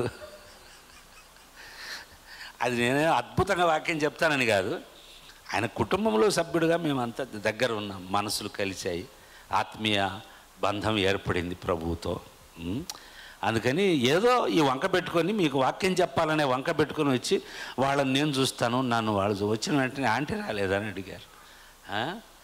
ఆ మనోడు వచ్చి అమ్మమ్మ రాలేదా అని అడుగుతున్నాడు నిన్న ట్రైన్ దగ్గర. ప్రేమ అనుబంధం ఇదేం మా సొంత వాళ్ళం కాదు, మేము రక్త సంబంధం కాదు, ప్రభు ఇచ్చిన బంధం ఇది కదా, అదే నిలిచేది ఆఖరి వరకు. ఇంతకుముందే చెప్పాను కదా, ఈ రాగబంధాలన్నీ కూడా వెళ్ళిపోతాయి, అది మాత్రం శాస్త్రం. అందుకని మనమందరము కూడా ప్రభువుతో కలిసి అక్కడ నిత్యము ఉంటాం. హల్లెలూయా, హల్లెలూయా. 100వ కీర్తన త్వరగా ముగిస్తాను, ఈ 10 నిమిషాలు. 100వ కీర్తన 2వ వచనం చదవండి చకచక. 100వ కీర్తన 2వ వచనం. సంతోషముతో యెహోవాను సేవించుడి. అది ఇప్పుడు మనము దేవుని పరిచారకులు అన్నారు కదా, మరి మీరు చేసే పరిచర్య ఎలా చేస్తున్నారు? దేవుని పరిచర్య మీరు సంఘంలో ఉన్నారు, మరి సంఘంలో మీకు పనులు బాధ్యతలు లేవా? పరిచర్య చేయాల్సిన బాధ్యత మీకు లేదా? మీ వంతు పని ఇక్కడ పడి ఉంటుంది. మీరు చేయాల్సిన, మీలో ప్రతి ఒక్కరూ చేయాల్సిన పనులు ఉన్నాయి. మరి వాటిని చేస్తున్నారా లేదా? ఏం చదువుకున్నాం మనము? సంతోషముతో యెహోవాను సేవించుడి. సంతోషముతో యెహోవాను. అబ్బా, పాస్టర్ కనిపిస్తే అది చేయమంటాడు, ఇది చేయమంటాడు, ఈ పని పురమాయిస్తాడు, మందిరంలో అది లేదు ఇది లేదు అంటాడు, అక్కడికి వెళ్ళి తీసుకురమ్మంటాడు. అని తప్పించుకొని పోతావా? లేకపోతే సంతోషంగా ఎప్పుడెప్పుడు నాకు ఆ పరిచర్య చేసే అవకాశం దొరుకుతుందా అని మహాప్రసాదం అనుకొని వస్తున్నావా, అది నీకే వదిలేస్తాను, నువ్వే ఆలోచించుకో. చాలామంది పరిచర్య కూడా ఒక వరం, గిఫ్ట్. పరిశుద్ధాత్మ వరములలో ఒక వరం పరిచర్య. వరం పరిచర్య చేసేది, సేవకులకు చేసే పరిచర్య, మందిరంలో చేసే పరిచర్య, ఏమండి రకరకాలైన పరిచర్యలు ఉన్నాయి. మరొక మాట చదువుకుందాం మనము. పేతురు రాసిన మొదటి పత్రిక 4వ అధ్యాయము 10-11 వచనాలు చదవండి. దేవుని నానా విధమైన కృప విషయమై మంచి గృహ నిర్వాహకులై ఉండి ఒక్కొక్కడు కృపావరము పొందిన కొలది ఒకరికొకడు ఉపచారము చేయుడి. ఒక్కరు కూడా మిస్ అవ్వకూడదు. సంఘంలో కొంతమంది ఉంటారు, వస్తారు, కూర్చుంటారు, వింటారు, దుమ్ము దులిపేసుకొని వెళ్ళిపోతారు. ఏదో ఆనామో బేడో వేస్తారు కానిక. ఏమన్నా బాగుందే, ఇది నీకు నచ్చిందే, అసలు దేవుడు చూస్తున్నాడన్న సంగతేనా నీకు తెలుసా? నిజంగా నీకు ఆనా బేడా వేసే సామర్థ్యమే ఉంటే అయ్యి నో ప్రాబ్లం. దేవుడికి తెలుసు నీకు ఎంత ఉండేది, ఎందుకు వేస్తున్నది, ఎలా వేస్తున్నావు అన్నీ. మాకు తెలియకపోయినా, పక్కన ఉన్న బ్రదర్కి, పక్కన ఉన్న సహోదరికి తెలియకపోయినా దేవునికి తెలుసు నీ సామర్థ్యం, నువ్వు ఎంత ఇవ్వగలవు. ఇవన్నీ ఉన్నాయి ప్రియులారా. ఒక్కొక్కరికి దేవుడు అనుగ్రహించిన కృపావరము కొలది. నాకేమి ఇవ్వలేదని మాత్రం ఎవ్వరు అనడానికి వీలేదు. నేను ఇంతకుముందే చెప్పాను, రక్షించబడిన ప్రతి వ్యక్తి పైన దేవుని అభిషేకం ఉంది. హల్లెలూయా. ఆ అభిషేకాన్ని నువ్వు ఎలా వాడుతున్నావు, ఏం చేయడానికి వాడుతున్నావు అనేదే. లేకపోతే ఆ తలంతుని వాడు పాతి పెట్టాడు భూమిలో, ఒక తలంతు. ఒక్కొక్కడికి ఇచ్చిన కృపావరము చొప్పున అమ్మ కంటిన్యూ. ఒకరికొకడు ఉపచారము చేయుడి. ఇంకా ఒకడు బోధించిన ఎడల దైవోక్తులను బోధించున్నట్టు బోధింపవలెను. నేను బోధిస్తున్నాను, అది నాకు దేవుడు ఇచ్చిన సామర్థ్యం. అందరూ బోధించలేరు కదా. దేవుని సేవకులను ముందు వరుసలో ఉపదేశకులుగా పెట్టాడు, కొందరిని ఉపదేశకులు, కొందరిని పాస్టర్లుగా పెట్టాడు. ఆ పని మేము చేయాలా. తర్వాత ఒకడు ఉపచారము చేసిన ఎడల దేవుడు అనుగ్రహించు సామర్థ్యమునంది చేయవలను. దేవుడు నీకు ఏ సామర్థ్యం ఇచ్చాడో, ఎంత చేయడానికి ఇచ్చాడో, ఎంత సమయం ఇచ్చాడో, ఎంత శక్తిని ఇచ్చాడో అంత ఉపయోగించి చెయ్యి. దేవుని మందిరములో, దేవుని సేవలో, పూర్తిగా దేవుని సేవలో, సంఘములో నువ్వు జోక్యం చేసుకోవాలి. అంటే నువ్వు కల్పించుకొని చెయ్యాలి. అయ్యా పాస్టర్ గారు, నేను అందుబాటులో ఉన్నాను, పలానా రోజు నన్ను ఏం చేయమంటారు? What can I do for the church? ఏ అవసరత ఉంది అని ఒకవేళ మీరు కొంతమంది అడిగి ఉంటారు. అలాంటి వారి కొరకు దేవుని స్తోత్రం. ఒకవేళ ఎప్పుడు అడగలేదంటే పాస్టర్ అడుగుతాడులే కూర్చొని, పాస్టర్ అడుగుతాడు అడుక్కునేవాడిలాగా. ఆయన కోసం అడిగేది ఆయన ఎవరి కోసం అడుగుతాడు? దేవుని పరిచర్య కోసం అడుగుతాడు. ఆ పరిచర్య మీకు చేయడానికే అడుగుతాడు. మీకు అన్నం పెట్టినవాడు ఆయన, పెడుతున్నవాడు, మీ బాగోగులను చూస్తున్నవాడు, మీ కొరకు కన్నీరు గార్చి ప్రార్థించేవాడు, మీకు ఏది చిన్న చితక ఏదైనా పరిగెత్తుకొని వచ్చి ప్రార్థన చేసేవాడు ఆయన కుటుంబం. మరి అలాంటి వారు అడగని అని ఎందుకుంటావు? నువ్వు అడగలేవా? What can I do for you? నేనేం చేయగలను? ఇదిగో నాకు ఇది చేయగలను అయ్యా, ఇది ఉంది, ఇలా అనుకుంటున్నా, మీరేమంటారు అని అడగాలి కదా. దాని జోలికి ఆ రోజులు పోయాయండి. అంతా కలుషితమైపోయారు. చాలా తెలివి ఎక్కువైపోయింది విశ్వాసులకు. దేవుణ్ణి కూడా ప్రశ్నించే ప్రబుద్ధులు పుట్టుకొచ్చారు ఇప్పుడు. అందుకని క్రైస్తత్వమే ఒక నాసిరకం క్రైస్తత్వం బయలుదేరింది ఇప్పుడు. నాసిరకం పైన మెరుగులు. ఇప్పుడు చూడండి, ఏ వస్తువులు చూసినా మార్కెట్లో అన్ని మెరుగులు తీసి పాలిష్ చేసి కెమికల్స్ వేసి చాలా ఏమంటారు మెలమెల మెరిసేటట్లు చేసేసి మోసం చేస్తున్నారు. ఇది తాజాది సార్, ఇది అట్లాడి సార్, ఇది ఎక్కడిది సార్, అక్కడిది సార్ అంటే అంటకాడతాడు. అది తీసుకొని వచ్చి తింటే లేని జబ్బులన్నీ వస్తాయి. డాక్టర్ దగ్గరికి పోతే ఆ రోజు అక్కడ వెళ్ళావా, అది తిన్నావా, చికెన్ 65 తిన్నావా, బటర్ చికెన్ తిన్నావా, అవును సార్ అదంటే నాకు చాలా ఇష్టం, అదే ఇచ్చింది నీకు ఇష్టమే తెచ్చుకున్నావు పో అంటాడు. ఒక 5,000 10,000 నూనె వదులుతుంది. ఇక్కడ మాత్రం పిసికి వేస్తావు. ఏమైనా చెప్పడానికి మాకు సిగ్గుగా ఉందయ్యా. ఎంతకాలం చెప్పాలి? పరిణితి చెందిన ఎదిగిన పిల్లలకు. ఇప్పుడు చిన్నపిల్లలను అయితే కొడతాము, తిడతాము, మందలిస్తాము. బుద్ధి ఉందారా నీకు అంటాం చిన్నోడైతే. ఆడపిల్ల అయితే పెద్ద అయిన తర్వాత ఏమ్మా, ఏం నాన్న, రే పెద్దోడివిరా, అర్థం చేసుకోరా. నువ్వు అర్థం చేసుకోకపోతే ఆ చిన్నపిల్ల ఏం చేస్తారా? దాన్ని అయితే కొడతారా? నేను ఎట్లా కొట్టగలనురా? తాటి చెట్టు అంత ఎదిగావు, నా ఎత్తున్నావురా, నేనే తలెత్తి చూడాలరా ఏమే అని పిల్లలకు చెప్తారు కదా. మా బాధ అదే. అందుకని పరిచర్య చేయాలి. దేవుని పిలుపు అది, పరిశుద్ధమైన పని ఇది. అంతేకాదు, ఇది దేవుని పరిచర్యలో సంఘములో ఎక్కువ శాతం నువ్వు జోక్యం కలిగించుకోవాలి, పని చేయాలి. దేవునికి, దేవుని పరిచర్యకు, మందిరానికి, సేవకు అందుబాటులో ఉండాలి. ఇంకొక మాట, ఈ ఫిలిప్పీలకు రాసిన పత్రిక 2వ అధ్యాయం 14-15 చదువుదాం. కొంతమంది విశ్వాసులు ఏంటంటే ఈ వాక్యం ఏం చెప్తుందంటే, చేస్తారు, అమ్మో చేయకపోతే ఏమన్నా అనుకుంటారు పాస్టర్, అందరి ముందు నామోషిగా ఉంటుంది, ఇంత చేసిన పాస్టర్ గారు నా పేరు చెప్పలేదే అంటారు మరొకడు. నీ పేరు చెప్పాల్సిన అవసరం లేదు నాన్న, లేదు తల్లి, దేవుడు నువ్వు చేస్తుంటేనే నీ పేరు రాసిపెట్టాడు అక్కడ. హల్లెలూయా. నీకోసం బహుమానం కూడా సిద్ధం చేశాడు, దాన్ని చూడు కళ్ళు తెరిచి. ఇక్కడ పాస్టర్ నీ నీ నీ నీ బాధను తట్టుకోలేక, ఆయనకి ఇష్టం లేకపోయినా పలానా సహోదరుడు పలానా చేశాడని చెప్తాడు మనసు చంపుకొని. ఎందుకంటే నువ్వు బాధపడతావని. ఏం చేయాలి? నువ్వు హర్ట్ అవుతావు, దేవుడు హర్ట్ అవుతాయి మరి. అందుకని కొంతమంది చేస్తారు, అన్నీ చేస్తారు, ఉద్దేశాలు వేరు. అదే చెప్తాడు ఇప్పుడు 14-15, ఫిలిప్పీ 2:14-15. మీరు మూర్ఖమైన వక్రజనము మధ్య నిరపరాధులను, నిష్కలంకులను, అనింద్యులునైనా దేవుని కుమారులగునట్లు. ఇట్లా ఉండే దేవుని పిల్లలు అవ్వాలని కోరుకుంటున్నారా? అనింద్యులు కదా, నిరపరాధులు, నిష్కలంకులు అయిన దేవుని పిల్లలుగా మీరు కనబడాలని, దేవుని దృష్టిలో, లోకపు దృష్టిలో కనబడాలని ఆశ ఉందా? అవును సార్, అందరూ నన్ను మెచ్చుకోవాలి సార్, దేవుని బిడ్డ అని చెప్పాలి సార్. అట్లయితే ఈ పని చేయి. తర్వాత చదువమ్మా. సణుగులను, సంశయములను మాని, పిలువబడినట్లు మీరేం చేయాలి? సణుగులను, సంశయములను మాని సమస్త కార్యములను చేయుడి. ఇంకా ఏమైనా చెప్పను, దీన్ని వివరించాలనా? సార్, సణుగుడు అంటే ఏం సార్ అని అమాయకంగా అడుగుతారా మీరు? తెలియదు సణుగుడు అంటే. ఎన్నిసార్లు సనగలే, ఇప్పుడు కూడా సణుక్కోవడంలే. నాకు తెలియదు, మీకు తెలియదు, కానీ అన్నీ తెలిసిన వాడు వింటూనే ఉన్నాడు. అలా చూసి అంతేవాడు, ఎప్పుడంతే వాడు మారడు. దేవుడు అక్కడి నుంచి ప్రభువు అంతే, దేవదూత, ప్రభు వాడు కష్టాలు ఉన్నాడు, ప్రభువా కొంచెం సహాయం చేయ. సైపో నువ్వే పో, నేను రాను, కానీ ఏదో ఒకటి బిచ్చమేసినట్టే వాడు ఎడుతా ఉన్నాడు అంటాడు. వామ్మో.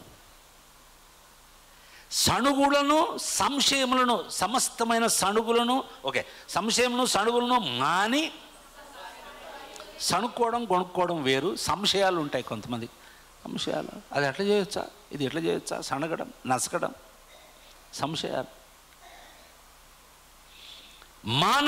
మానాల్సిన వాటిని మాని సమస్త కార్యములను చేయుడి. అప్పుడు మీరు నిరపరాధులను, నిష్కళంకులను, అనింధులను అయిన దేవుని కుమారులు, కుమార్తెలు అని పిలువబడతారు. హల్లెలూయా, హల్లెలూయా.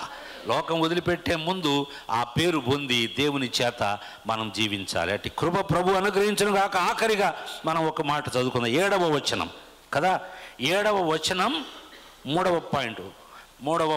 7వ వచనం ఏమిటి? మీ అవమానమునకు ప్రతిగా రెట్టింపు ఘనత నొందుదురు. ఇప్పుడు ఒక విషయం చెప్పలే 2వ పాయింట్లో. ఎప్పుడైతే మనము దేవుని పరిచర్యలో, దేవుని పరిచర్యకు నిమగ్నమై ఆయన పని చేస్తుంటామో, ఇతరుల చేత, అనామకుల చేత మన అవసరతలు తీరుస్తాడంట దేవుడు.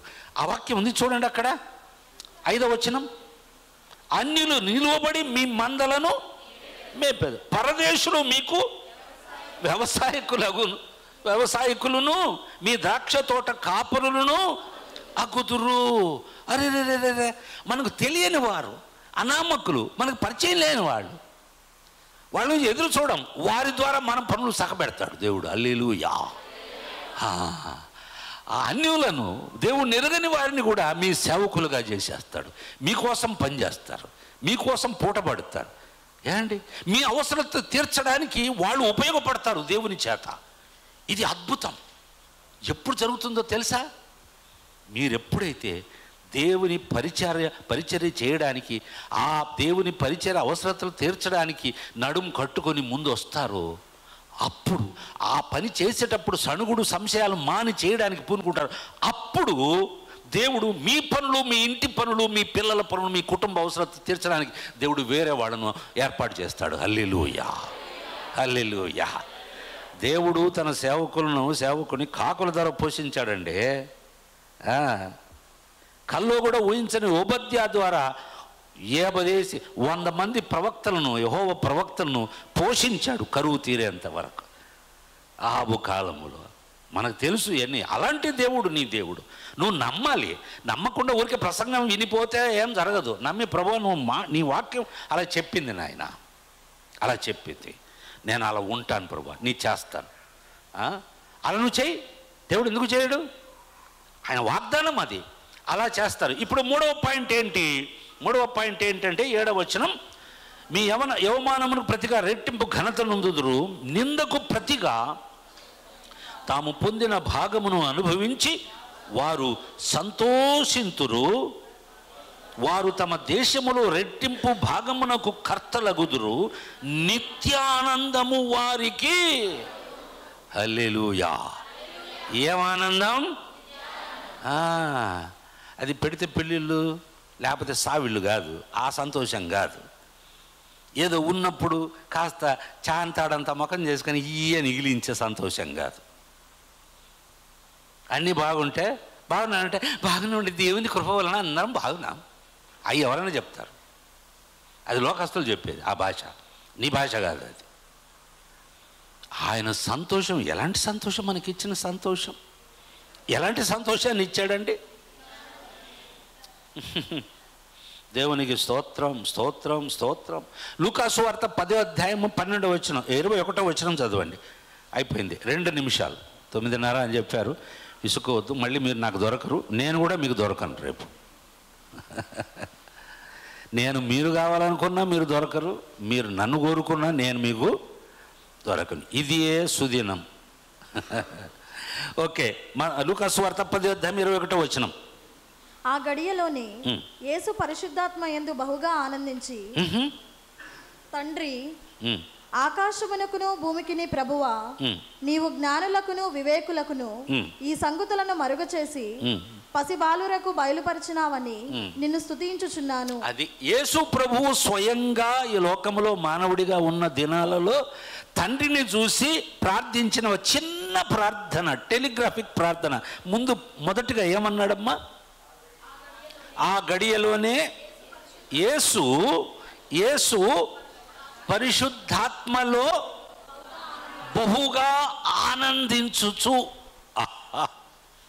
ఆత్మాభిషేకం ఉండే దేవుని ప్రజలు పాడైన వాటిని కట్టడమే కాదు, దేవుని పరిచర్యను చేయడమే కాదు, మూడవదిగా దేవునిలో పరిశుద్ధాత్మలో ఆనందిస్తూ నిత్యానందమును పొందుతారు. తిన్నా తినకపోయినా, ఉన్నా లేకపోయినా, మెచ్చుకున్నా మెచ్చుకోకపోయినా,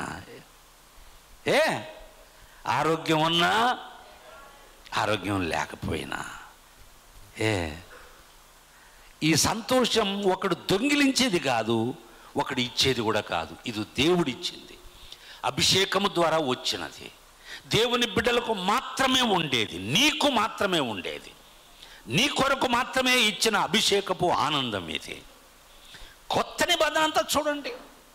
అసలు సంఘం స్థాపించబడిన మొదటి గడియ నుండి కూడా యేసు ప్రభువుని అంగీకరించి రక్షించబడిన దేవుని సేవకులు కావచ్చు, దేవుని బిడ్డలు కావచ్చు, గంతులేస్తూ సంతోషంతో, ఆనందముతో, హింసలలో, అవమానాలలో కూడా ఆనందిస్తూ గడిపారే కానీ ఏడుస్తూ దేవుడి ముఖాలు వేసుకొని కూర్చోలే. యేసు ప్రభు నమ్ముకున్నందుకు ఇలా అయిపోయింది, మందిరానికి వచ్చినందుకు ఇలా అయిపోయింది, ఎట్లా అన్నారా? తెలియదు. ఇవన్నీ తెలియకుండా మన కళ్ళకు సాతాను గంతలు కడతాడు. కాబట్టి ప్రియులారా, యేసు ప్రభు అంతటి వాడు పరిశుద్ధాత్మలో బహుగా. నీ ఆనందం ఎక్కడమ్మా?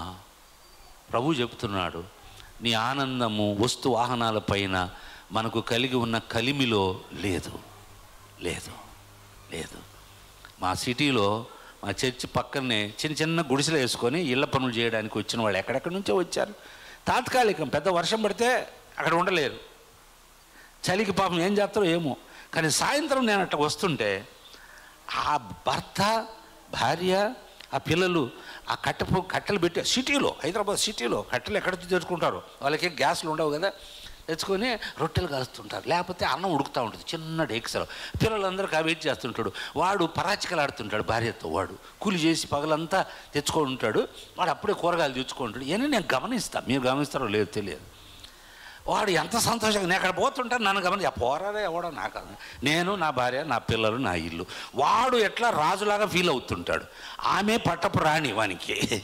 ఆ పిల్లలందరూ రాజభోగం అనుభవించుంటే పిల్లలు ఆ వండుతున్న అన్నమే మృష్టాన్నం వానికి. ఆనందం వీటిపైన లేదు. వాడు ఏ బాధబంది లేదు, దేని బట్టి చూడు. అంటే నేను చెప్తున్న సంతోషం యహలోక సంబంధమైనది, శరీర సంబంధమైన సంతోషం.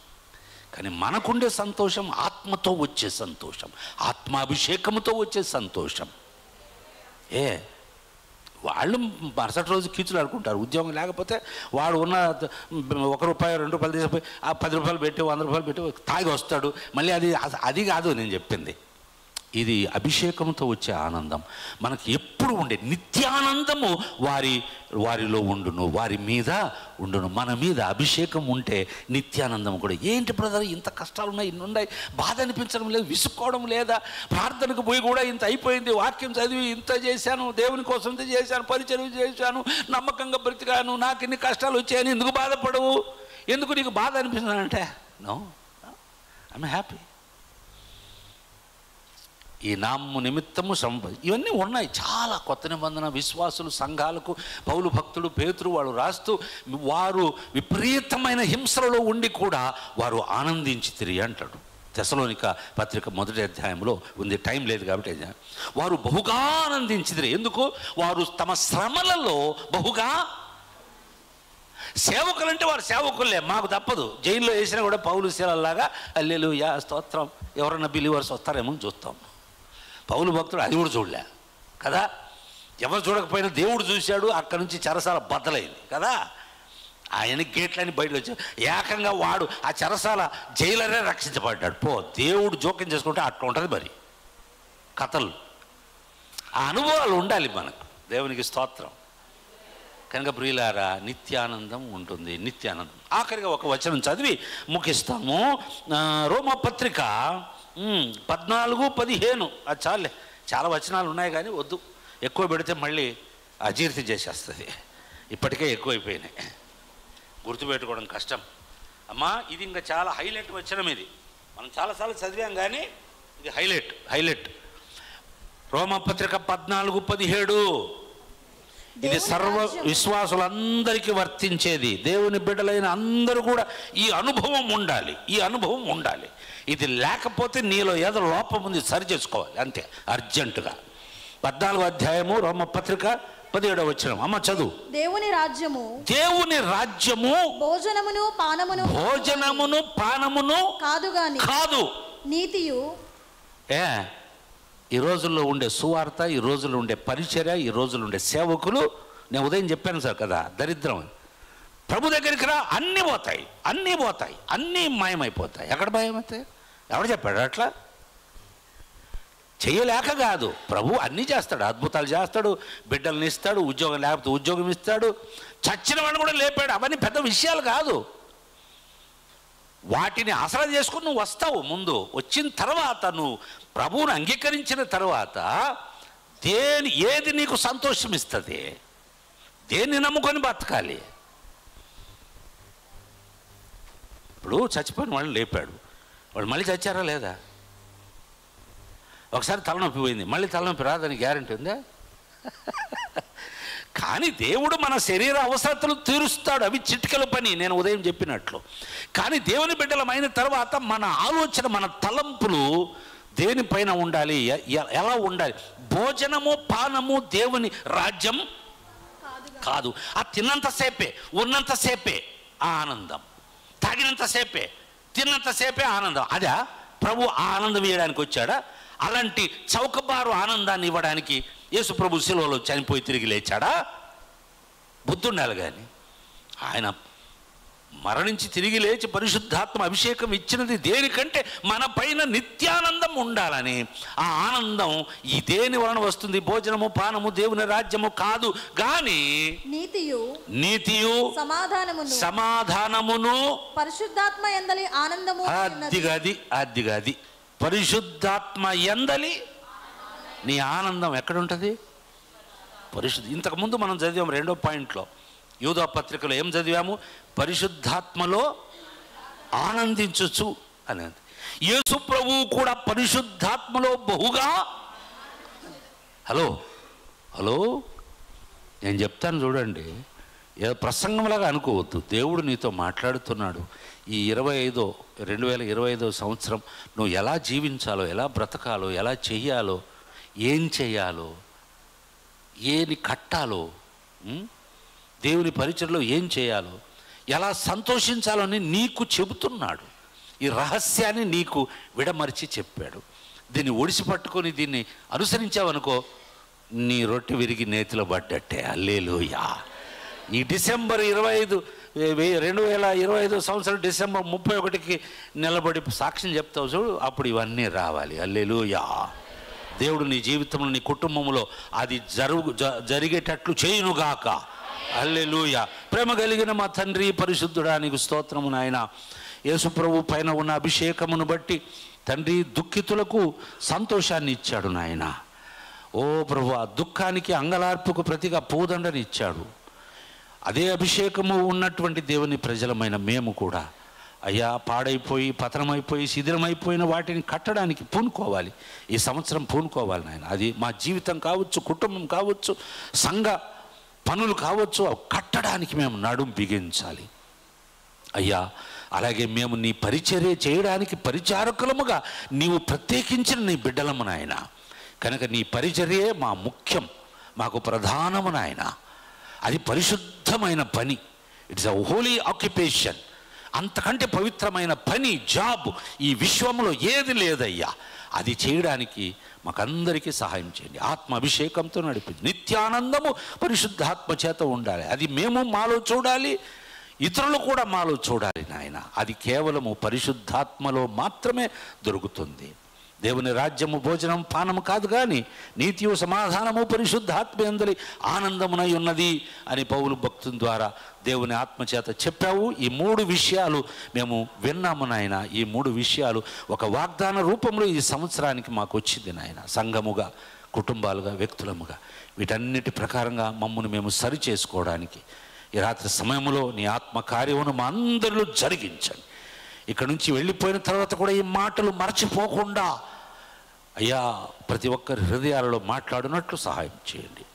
మాకు తోడై ఉండి ఉదయము ఇప్పుడు నాయన మీరు హెచ్చరిక మాటలతోనూ ఆశీర్వాదకరమైన దీవెనకరమైన వాగ్దానముతో కూడిన వచనాలను నాయన ప్రభువా మీరు మాకు అనుగ్రహించినందుకు వందనాలు చెల్లిస్తూ సేవకుడిని, ఆయన కుటుంబాన్ని, ఆయన పెద్దలను, అమ్మగారిని, అయ్యగారిని, కుటుంబానికి చెందిన 50 మందిని, పరిచర్లో సహకరిస్తున్న పెద్దలను, పిన్నలను, స్త్రీలను, పురుషులను, యవన బిడ్డలను, చిన్నపిల్లలను పేరున మీరు దీవించి వారికి తగిన ప్రతిఫలాన్ని అనుగ్రహించమని నీ సేవకునిగా వీరిని ఆస్వాదించి సంఘముగా నీ కృపాస్థాలకు అప్పగించి I just want to bless every one of your children and your servants as a servant of God in the sanctuary, O God. Bless them abundantly. Use them for your glory, Lord. Thank you for hearing our prayer and answering our prayer. మా ప్రార్థన ఆలకించి జవాబునిచ్చినందుకు స్తోత్రం. మీ దేవునితో మమ్మల్ని పంపించండి. యేసు పరిశుద్ధ నామములో ప్రార్థించి వేడుకొనుచున్నాము తండ్రి.